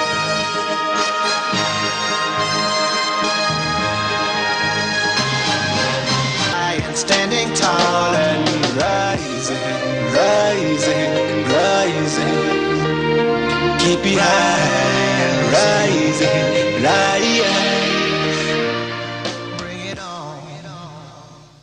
You know, Ayo, you don't need a huge following and a huge crowd to be a good leader. Your home, in your sphere of influence. Especially in Lagos.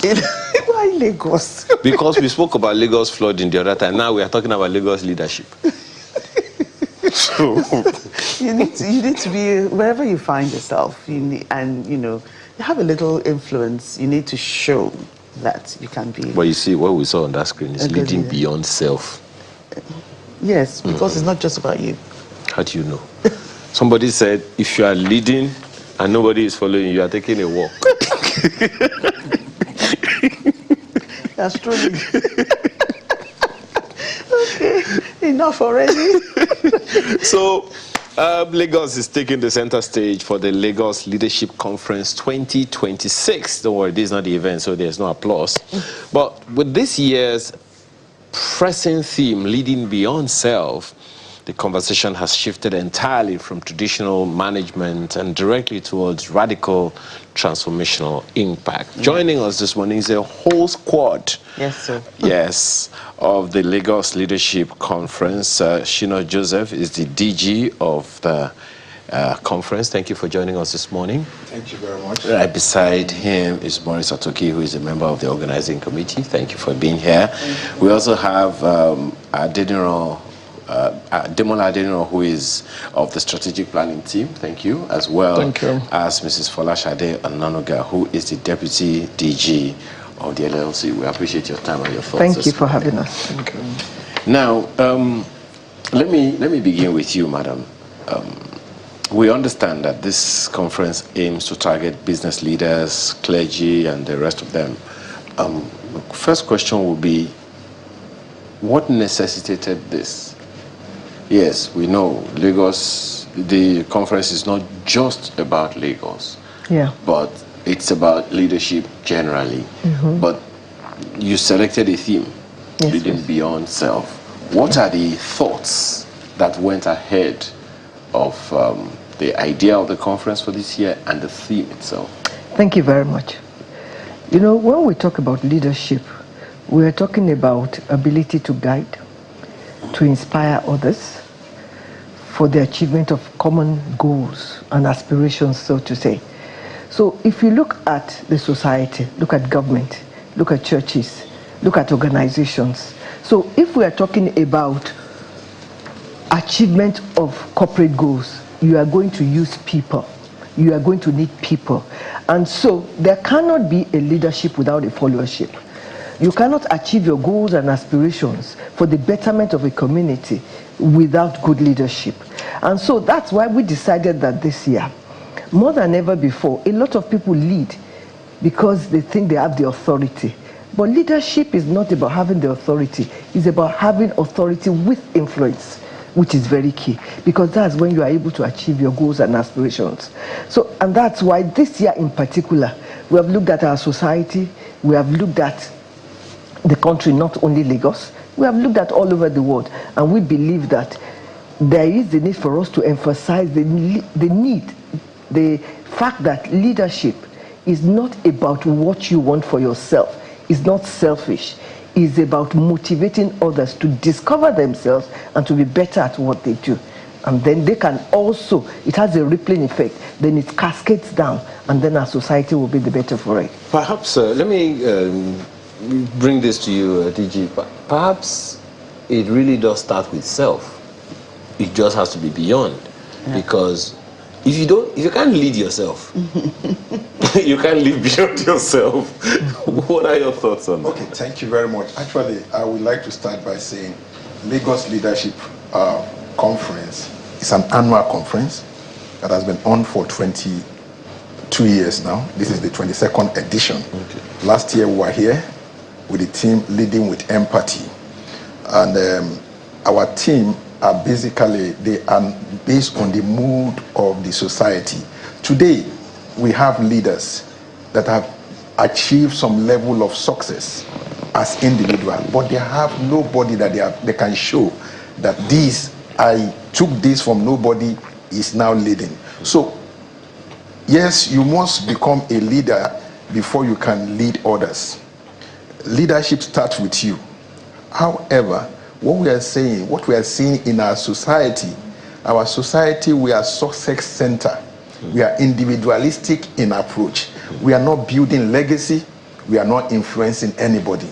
You get to the position of authority, all that matters is you. You, I, and I alone. That is what we see all over the place. That is why all the shenanigans and all the things that we see in our society are happening. And Lagos leadership came to bear 22 years ago to fill the leadership gap identified by a body called Menebari Leadership Foundation. So that gap we continue to fill, and every year we bring respected and successful leaders that have attained some level that you can say, this I want to follow.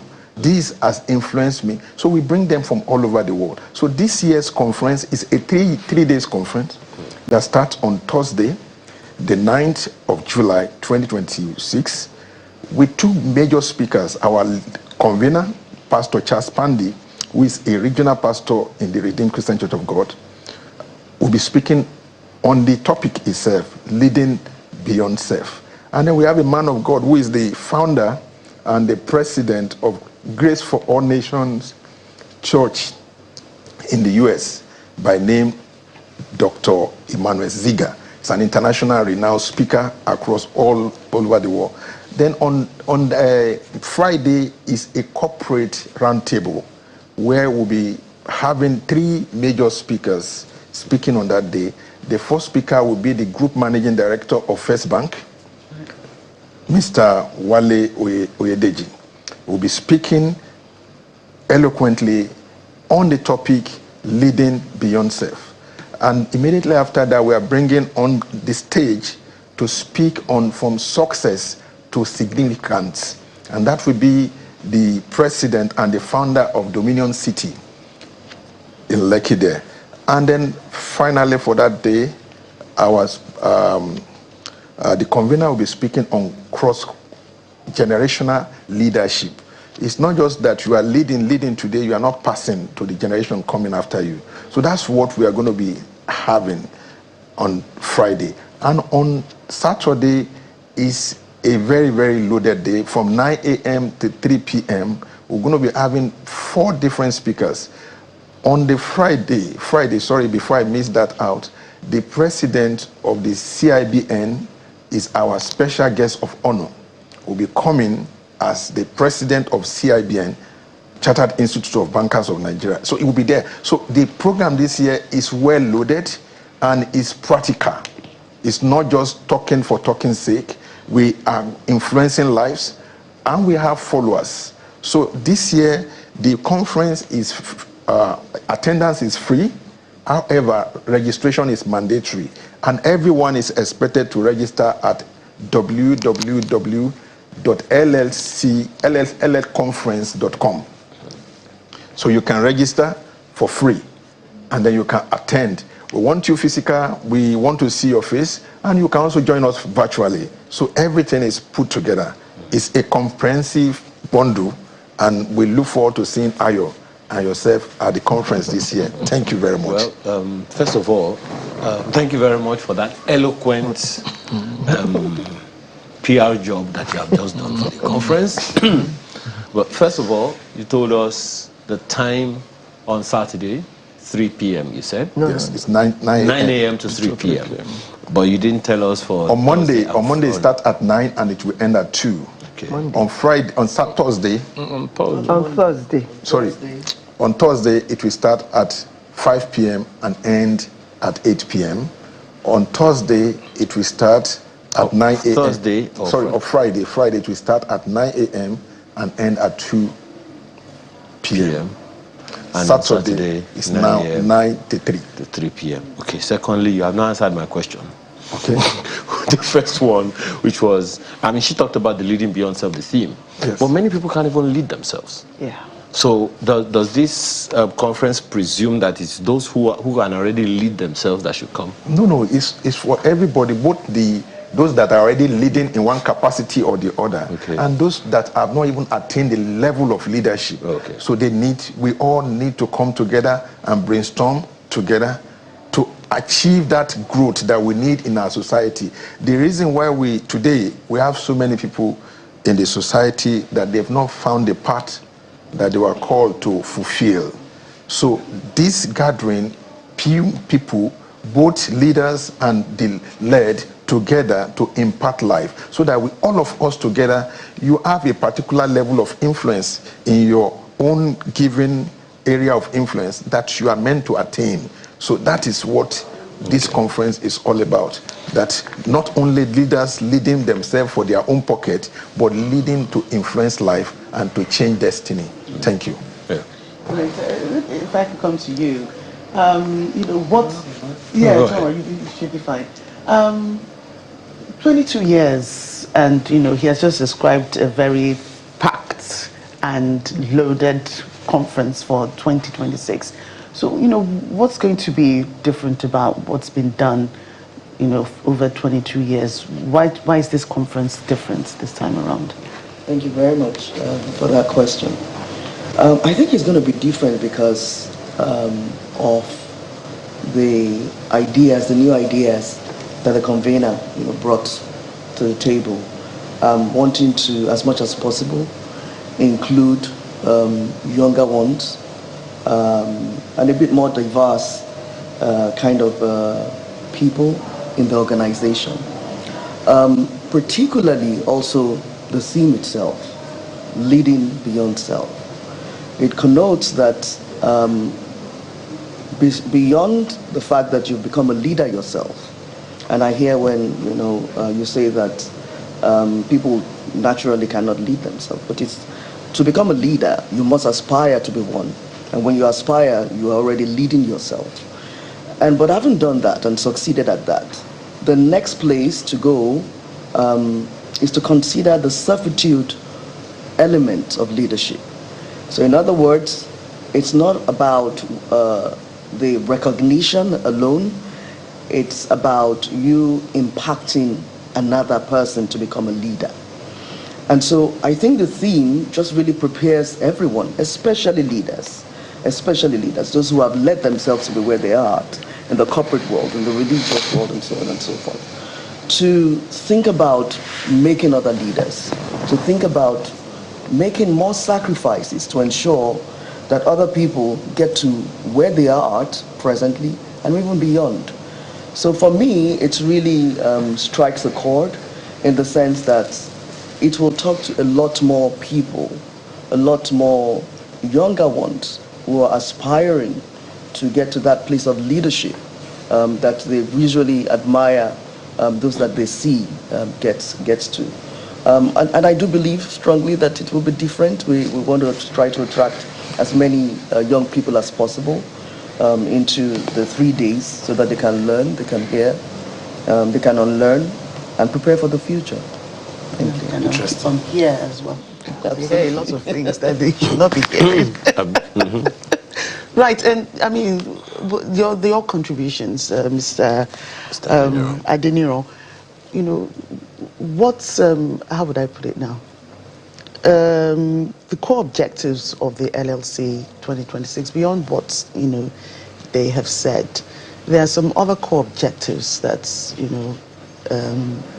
when you are looking at, when you're strategizing to say, let's sit down, what are we putting into 2026?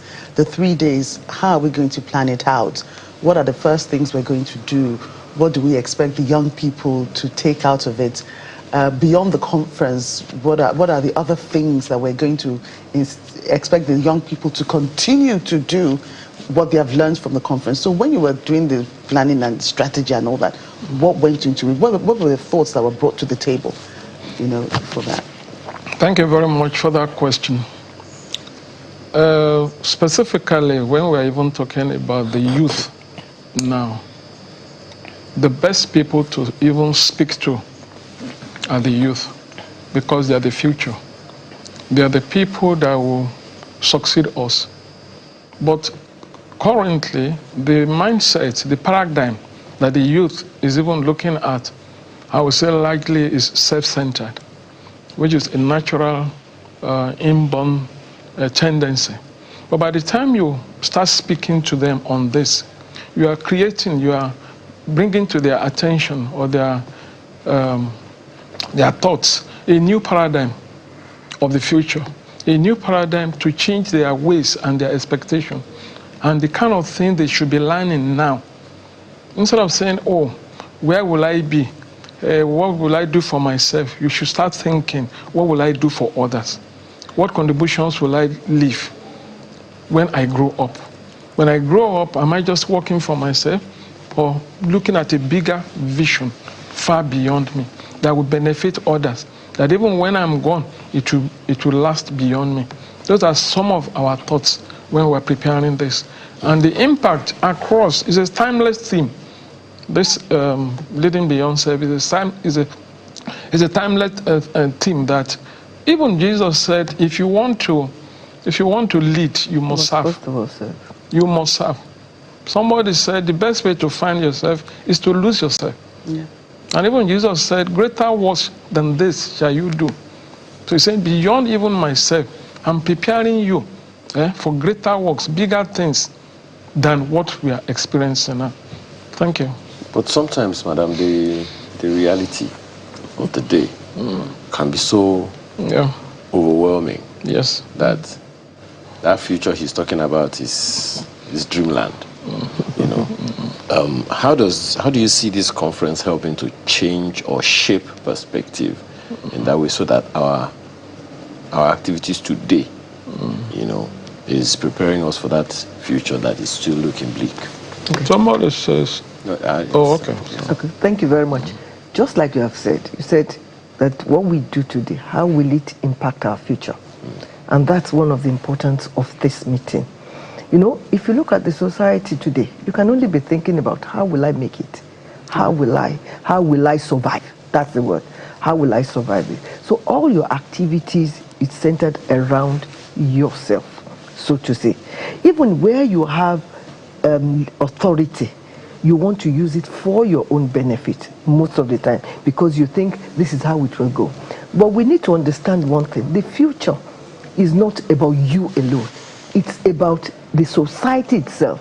And for you to make impact, you have to ensure that you impact others so that whatever is in them, they can affect their environment. So this meeting, it will be an eye-opener. That's why we're having leaders, even from abroad. We're having Emmanuel Ziga, for instance. He's coming to tell us the perspective. We say America is God's own country. We know their mindset. So if we are looking at ourselves, it's for us to look inwards. Do we have the mindset of leaders? People who think above themselves and consider the society. It's not about what I can gain, it's what the society can gain. And so this meeting, we would expose ourselves to what has happened in places that are developed, how they have gotten this far, and then look inwards. Look at our own leaders. Do we have the mindset to make things happen? Mindset is it's a big deal. So let me come to you, madam. Nobody wants to be vulnerable. And we have also heard that to be an exceptional leader, you have to be vulnerable. So how do we marry the two very different spouses? Absolutely, and I agree with you. The natural expression of humans is to appear not vulnerable, and so that you're not in the place where you are stooped on, or you're ridiculed, and so on and so forth. But we've learned that, and maybe a very big part of reference will be to the examples that our Lord Jesus Christ gave us, that if you want to lead, you must serve. And it's an illusion when you think that you're in leadership and it's all about you. You are not leading if you're not serving. And so it's really rethinking what obtains and passing on the right messages. I would kind of encompass it around role modeling. I think the question really is about vulnerability. So many people in positions, I don't know, let me maybe I should bring it to the DG. Many people in position want to show themselves as being strong all the time. This is why are you smiling? Are you guilty? So they just want to show themselves as strong, as firm. I'm in charge. I'm in control. You guys don't know what it took to get here. And then, but we have also heard that the best leaders don't show. They don't mind looking vulnerable so that you can know that I'm also human. But that's costly. Yeah. Yes, you are right. You are spot on. One thing I will say is that everybody is vulnerable to whomever they are close to. Your vulnerability might not be shown outside. You might maintain a very, very strong macho leader out there. But sometimes you find some, not even their closest, your closest person is supposed to be your wife. They might not be vulnerable to their wife, but they are vulnerable to some people that have been part and parcel of them, that work with them. So I've worked with leaders, and I've seen leaders, talking about their vulnerability. So the word that we lead in, if you show your vulnerability on the stage, like as we are right now, in a political dispensation like what we have, your opponent will take you for breakfast. So that's the issue that you see all of us, everyone. I mean, I was with a leader once that said, see, if you happen, you have just attained this level now, if you are walking on the staircase and you fall down, don't stay on the floor for somebody to say sorry. Turn it to a somersaulting affair. Keep your pain within. Then go to your office and begin to massage your leg. Very close. Nobody must see you as a man crying. That is what we have been, how we have been raised. So vulnerability is there. And whom you display or you allow to know how vulnerable you are depends on your trust level. How you trust people, that they will not use it against you. So essentially you're saying no one, no matter how vulnerable you are, don't be afraid to be vulnerable. Exactly. Still, you are still in the leadership. I'll still come back to you, madam. Gender and leadership. Okay, both of you have smiled, so I think you know where this is going. So what's the mindset that must change with this conference about gender and leadership? Right, thank you also for that. I mean, it should resonate with that because it was a big part of the planning as well. Giving feedback to the convener and some of the gentlemen that have carried, the organization for about 2 decades. I think for gender, for it to happen, we need to be deliberate. We need to be emphatic, and we need to insist. I mean, that's what I saw around the table during the organizing. Because it can just, and you know that this is a religious group, it's a Christian-led group. And so without meaning to, what we have observed is that they could, just really fizzle to the sides of the men because maybe there are more men to take from. But like I mentioned, it's changing because we got a bit more audacious. We challenged status quo at the organizing table, and we succeeded. I mean, that's why I'm here. So, but really, thanks to the convener and the DG and the other members of the team for agreeing with us that you need to be deliberate. But we were also emphatic. We wanted it to happen, and thankfully, the changes come. I think we can see that there is a balance here. All across, even the anchors are balanced. So, sir, please give us the details again and the website that people can. Thank you very much. Those who are going to be attending virtually, how? Okay. Thank you very much. Before I dwell on that, I want to also mention one aspect of LLC that we will not leave here without mentioning, which is the fact that we celebrate who we call unsung leaders. They are individuals in the remotest area of this nation that are doing wonders. You have young people doing NYC coming to the South here, buying all manners of things for ladies and everything, getting them through donations and taking it to far north.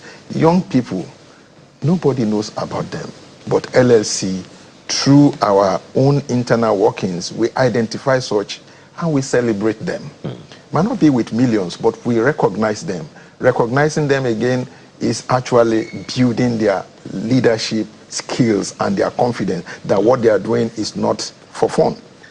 Now, LLC 2026, Leading Beyond Self, we hold on July the 9th between 5 p.m. and 8 p.m.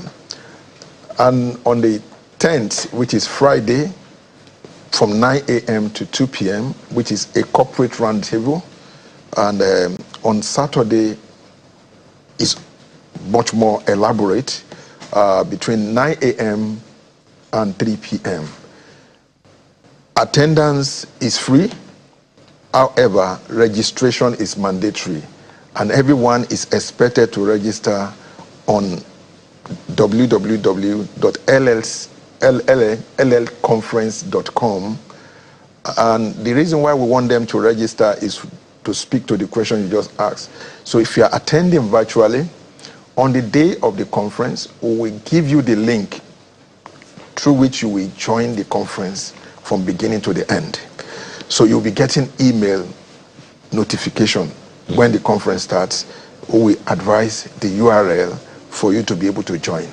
So we look forward to as many to join. We have the room, and we believe our speakers are ready. They are prepared to deliver. Okay. Just quickly, again, just a quick rundown of the speakers again. Okay. Just a quick rundown. So we have the Group Managing Director of First Bank, Mr. Wale Oyedeji. We have the President and Founder of Grace for All Nation Ministry, Dr. Emmanuel Ziga. We have Dr. David Ogbule of Dominion City Ministry. And then we have Dr. Solomon Pandi, the strategic head of the strategic operations of Daystar, will be speaking, in addition to our convener, Pastor Charles Pandi. Okay. Thank you so much. Thank you. The information is right there on the screen. You just saw it. It may still come up again. Okay, well, that is the information right there. We wish the Lagos Leadership Conference the best. You do this every year. We hope that by the next time we have this conversation, it will be with your testimony. Touch to yourself. And we look forward to seeing you. Well, thank you so much for your time. Thank you very much. Mr. Shino Joseph is the DG of LLC, as well as Maurice Atoki, who is a member of the organizing committee. Thank you so much for being here. Ademola Adeniro is with the strategic planning team, as well as Mrs. Folashade Ononuga, who is the Deputy DG of the LLC. Thank you, ladies and gentlemen. Thank you very much. Thank you for having us. Thank you. Thank you. When we return, let's talk about women. Okay, no. Men. I don't know. Is it men really? Menopause. Menopause. There is no womenopause. So it's. But we'll talk more about that when we return on lifestyle.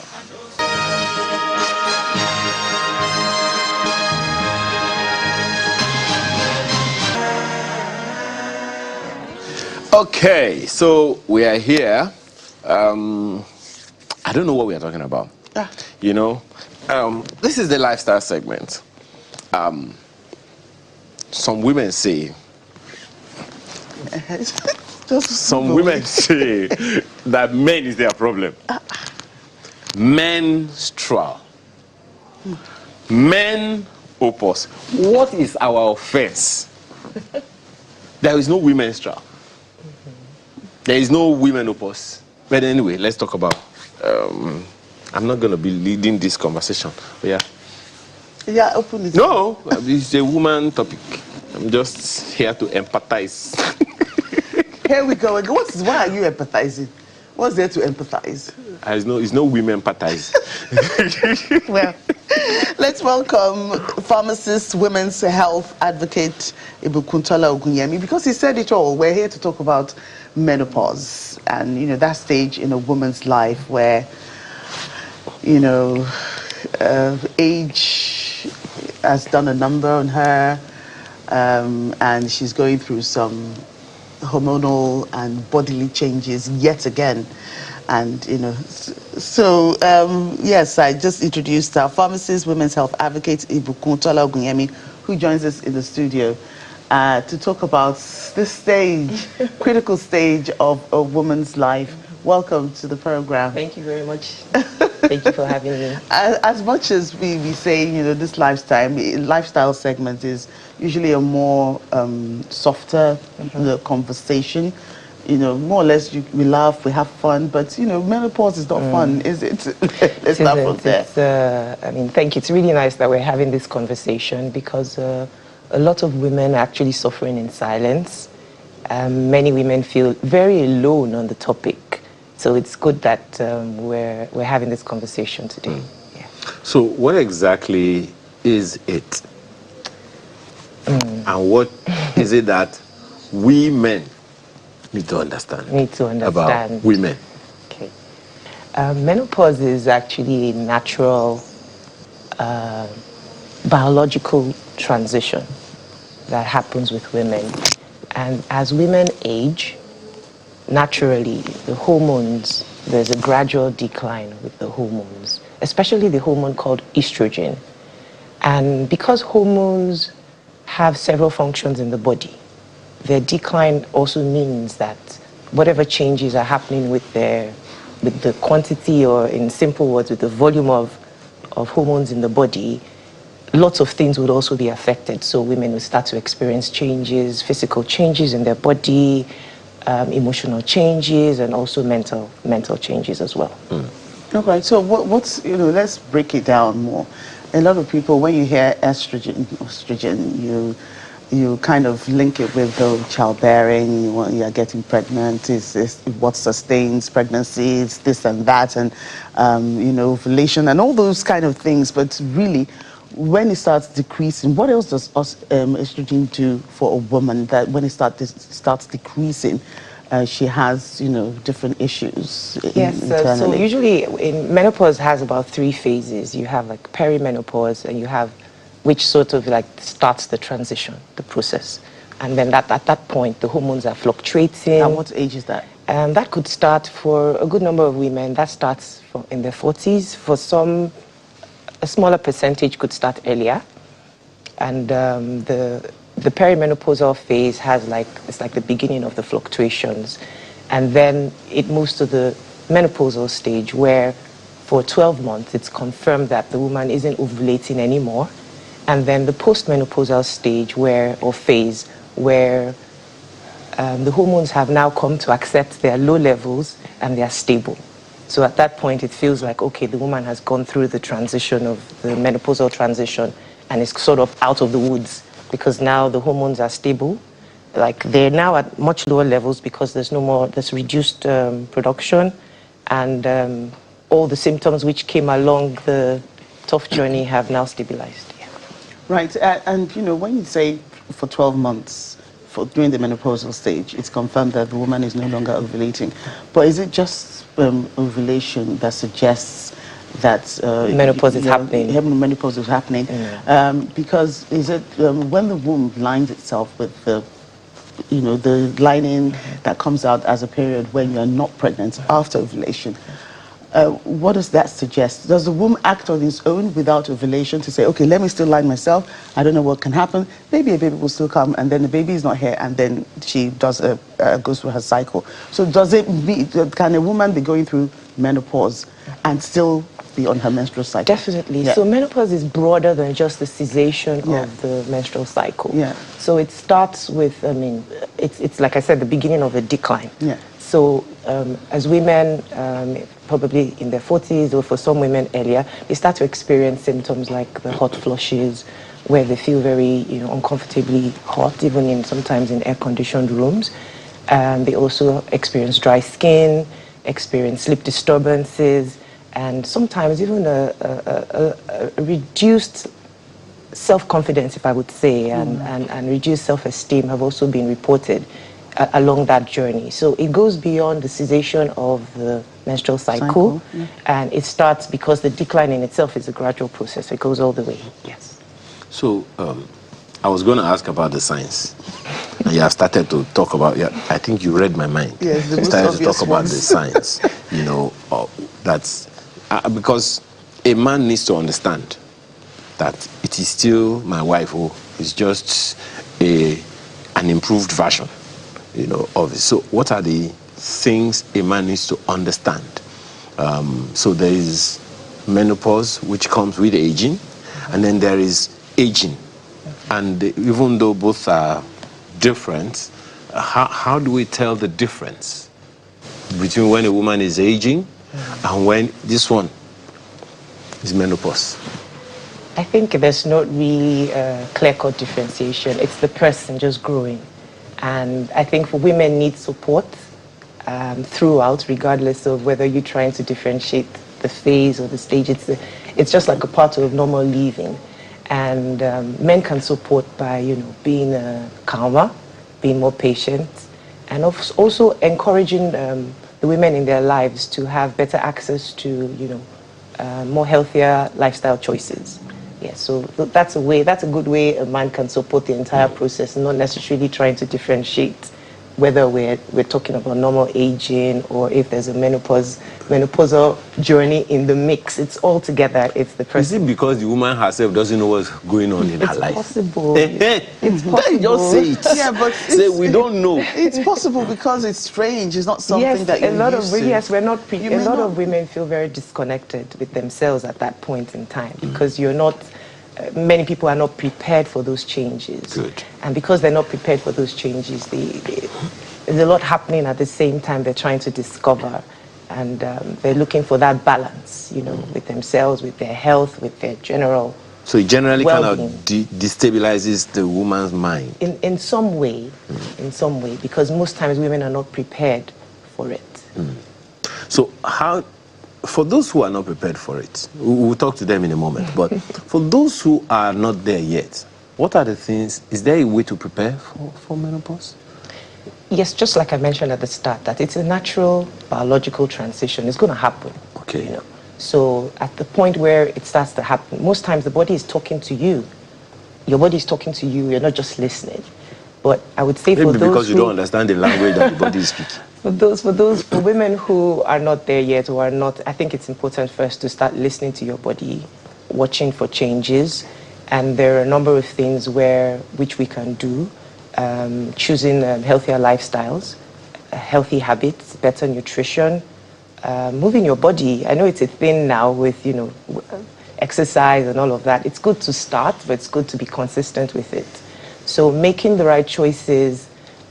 Supporting your body with the right supplements, ensuring that your body is moving. You need to keep moving.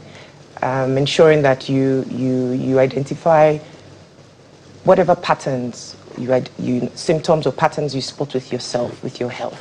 Don't ignore them. So those are things women who are not there yet should start to look out for, and then start ahead. so that, you've already raised the threshold for yourself. Right. Yeah. And for those who are in it now, who are trying to understand their body, I understand that the International Menopause Society emphasizes lifestyle medicine for coping.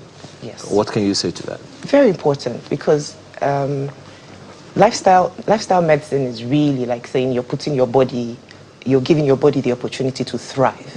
And lifestyle medicine involves better nutritional choices, movement, very important, and ensuring that when people consider things like stress management, it's always a case of how much of the elements of stress, can I take out? I mean, you talked about flood a few minutes ago. There's so many things, factors which you may not be able to influence, but the lifestyle medicine is highly recommended.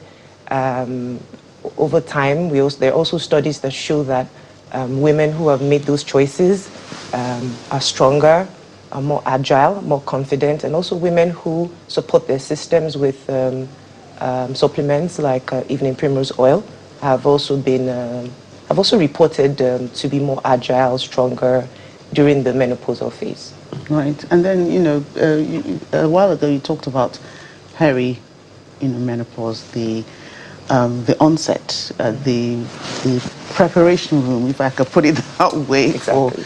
for menopause. But how impactful is perimenopause for a woman? Talk about maybe adverse health issues, like maybe cardiovascular issues or other osteoporosis. By the time you start have declining estrogen, I think it has to do with bones and all health, that. Yeah, yes. the bone health. So how dangerous can that be? Let me put it that way, because I don't know what else is a really strong word. Yeah. But how impactful is it on a woman's health? Negatively, if I can put it that way. Yeah. I think the interesting thing I have seen in practice is that it's so idiosyncratic, meaning it's so different for everyone. Yeah, all right. Okay. And especially for the women in perimenopausal phases, because they're still seeing their monthly periods, it's not even occurring to them to think in the direction of if this could be menopause or if this could be the journey of menopause starting. And so it's for want of a better word, it does mess up their thinking, first of all, mentally. So the mental well-being is really distorted at the time because you feel unwell in many ways. There's a loss of energy, fatigue, but you're not able to attribute it to any regular thing you're used to. It's not malaria. Does it's it not make this. people lash out? I think that's mood swings. Yes, there have been reported cases of documented cases of mood swings as one of the symptoms. Some of the symptoms. I didn't say mood swings. I said lash out. That's why you will lash out. Are you the guest? So, I'm a woman. We don't want to label these things, but Yeah. the truth is, there's so many, because the person is also not understanding what's happening. They're not in a good mood. Okay. So they're hot, they're uncomfortable. They're wondering what's really going on with me. They feel a bit. They feel. Just think of, like you said, a woman perimenopausal who is a career woman feeling less confident all of a sudden. Okay. So there is the responsibility of that career woman in the boardroom. Yes. You know where the next question is going. It's also her responsibility in the bedroom. Now, she happens to perform fairly well in the boardroom, or something happens in the boardroom, she's not as optimal as she is in the boardroom. Does that also sometimes transfer to the other room? Why are you looking at me with corner eye? I was looking at you with corner eye. I will look at you. Well, I mean, like I said, it's very idiosyncratic. For a number of women, they would say, I don't fall into any of the symptoms you have listed here. For some, they'll say, I just went through it like a roller coaster. And for some, from the age of as young as 37, 38, they start to struggle.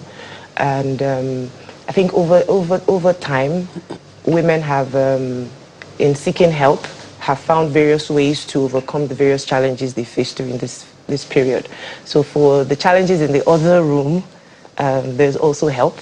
They're also, speaking to your healthcare professional, and then also finding balance. Because the truth is that that balance is, because the hormones, it's not just one hormone.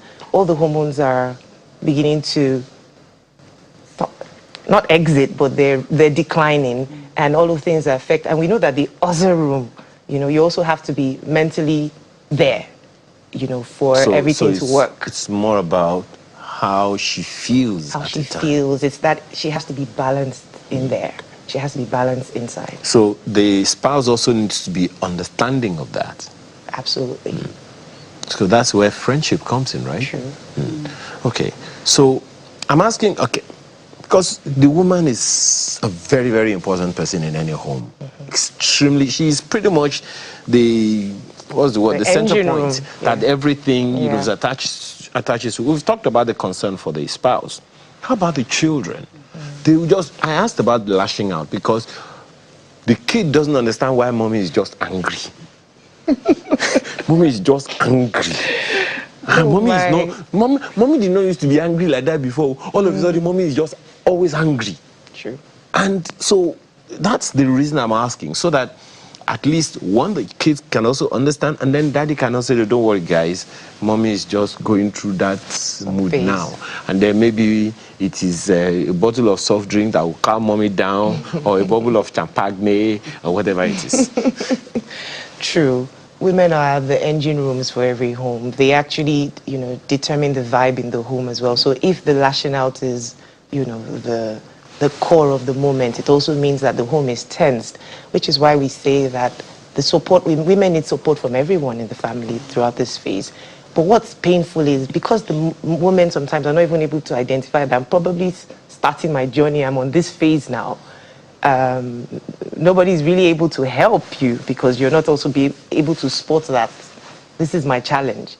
But that's why programs like this and sessions like this are good, because it makes everyone, just do a back check to see, oh, this is how I have been feeling. Could this be that I'm on the journey right now? And that is why that is why mommy has been this way, and be more considerate, more supportive of her.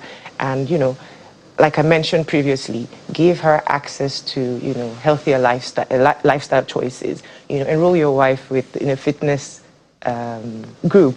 Encourage her to find an accountability partner for fitness, and you find out that she's happier, her mood is better because spa treatments, exactly. Well, spa shopping, vouchers, unlimited credit cards and debit cards. She'll be happy.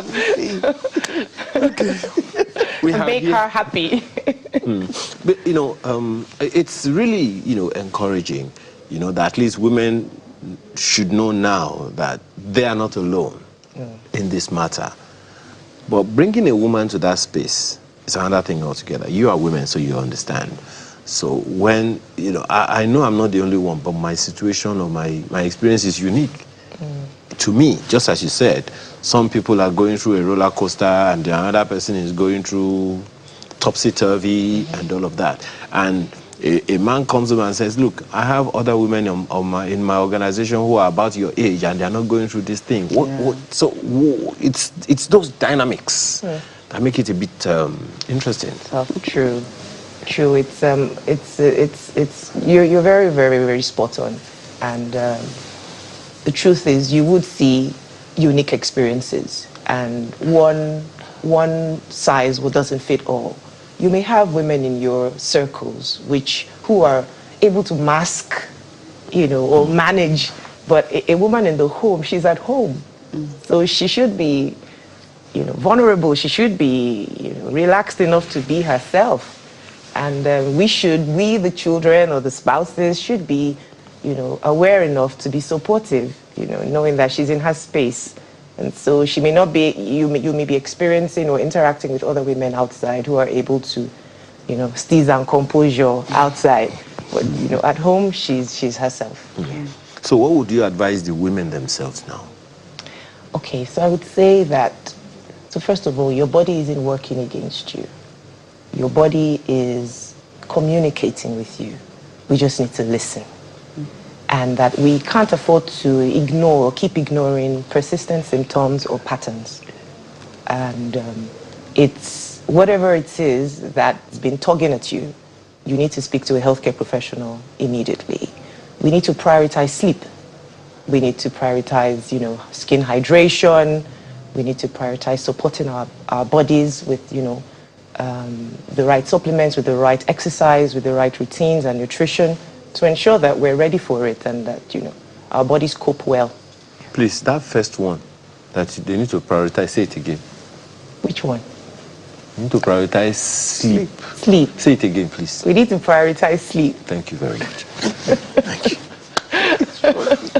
They should sleep more and better, and then their menopause will not pause them again. Not necessarily, but sleep is just important. Sleep is just one of the things that is important. But I'm a woman. Congratulations. So. Thank you so much, madam, for being here. Thank you very much. Thank you for helping us to take the lead, because this is the first time we are talking about menopause on the program. And you said this is your first time on TV as well. Yes, it is. Welcome to this induction.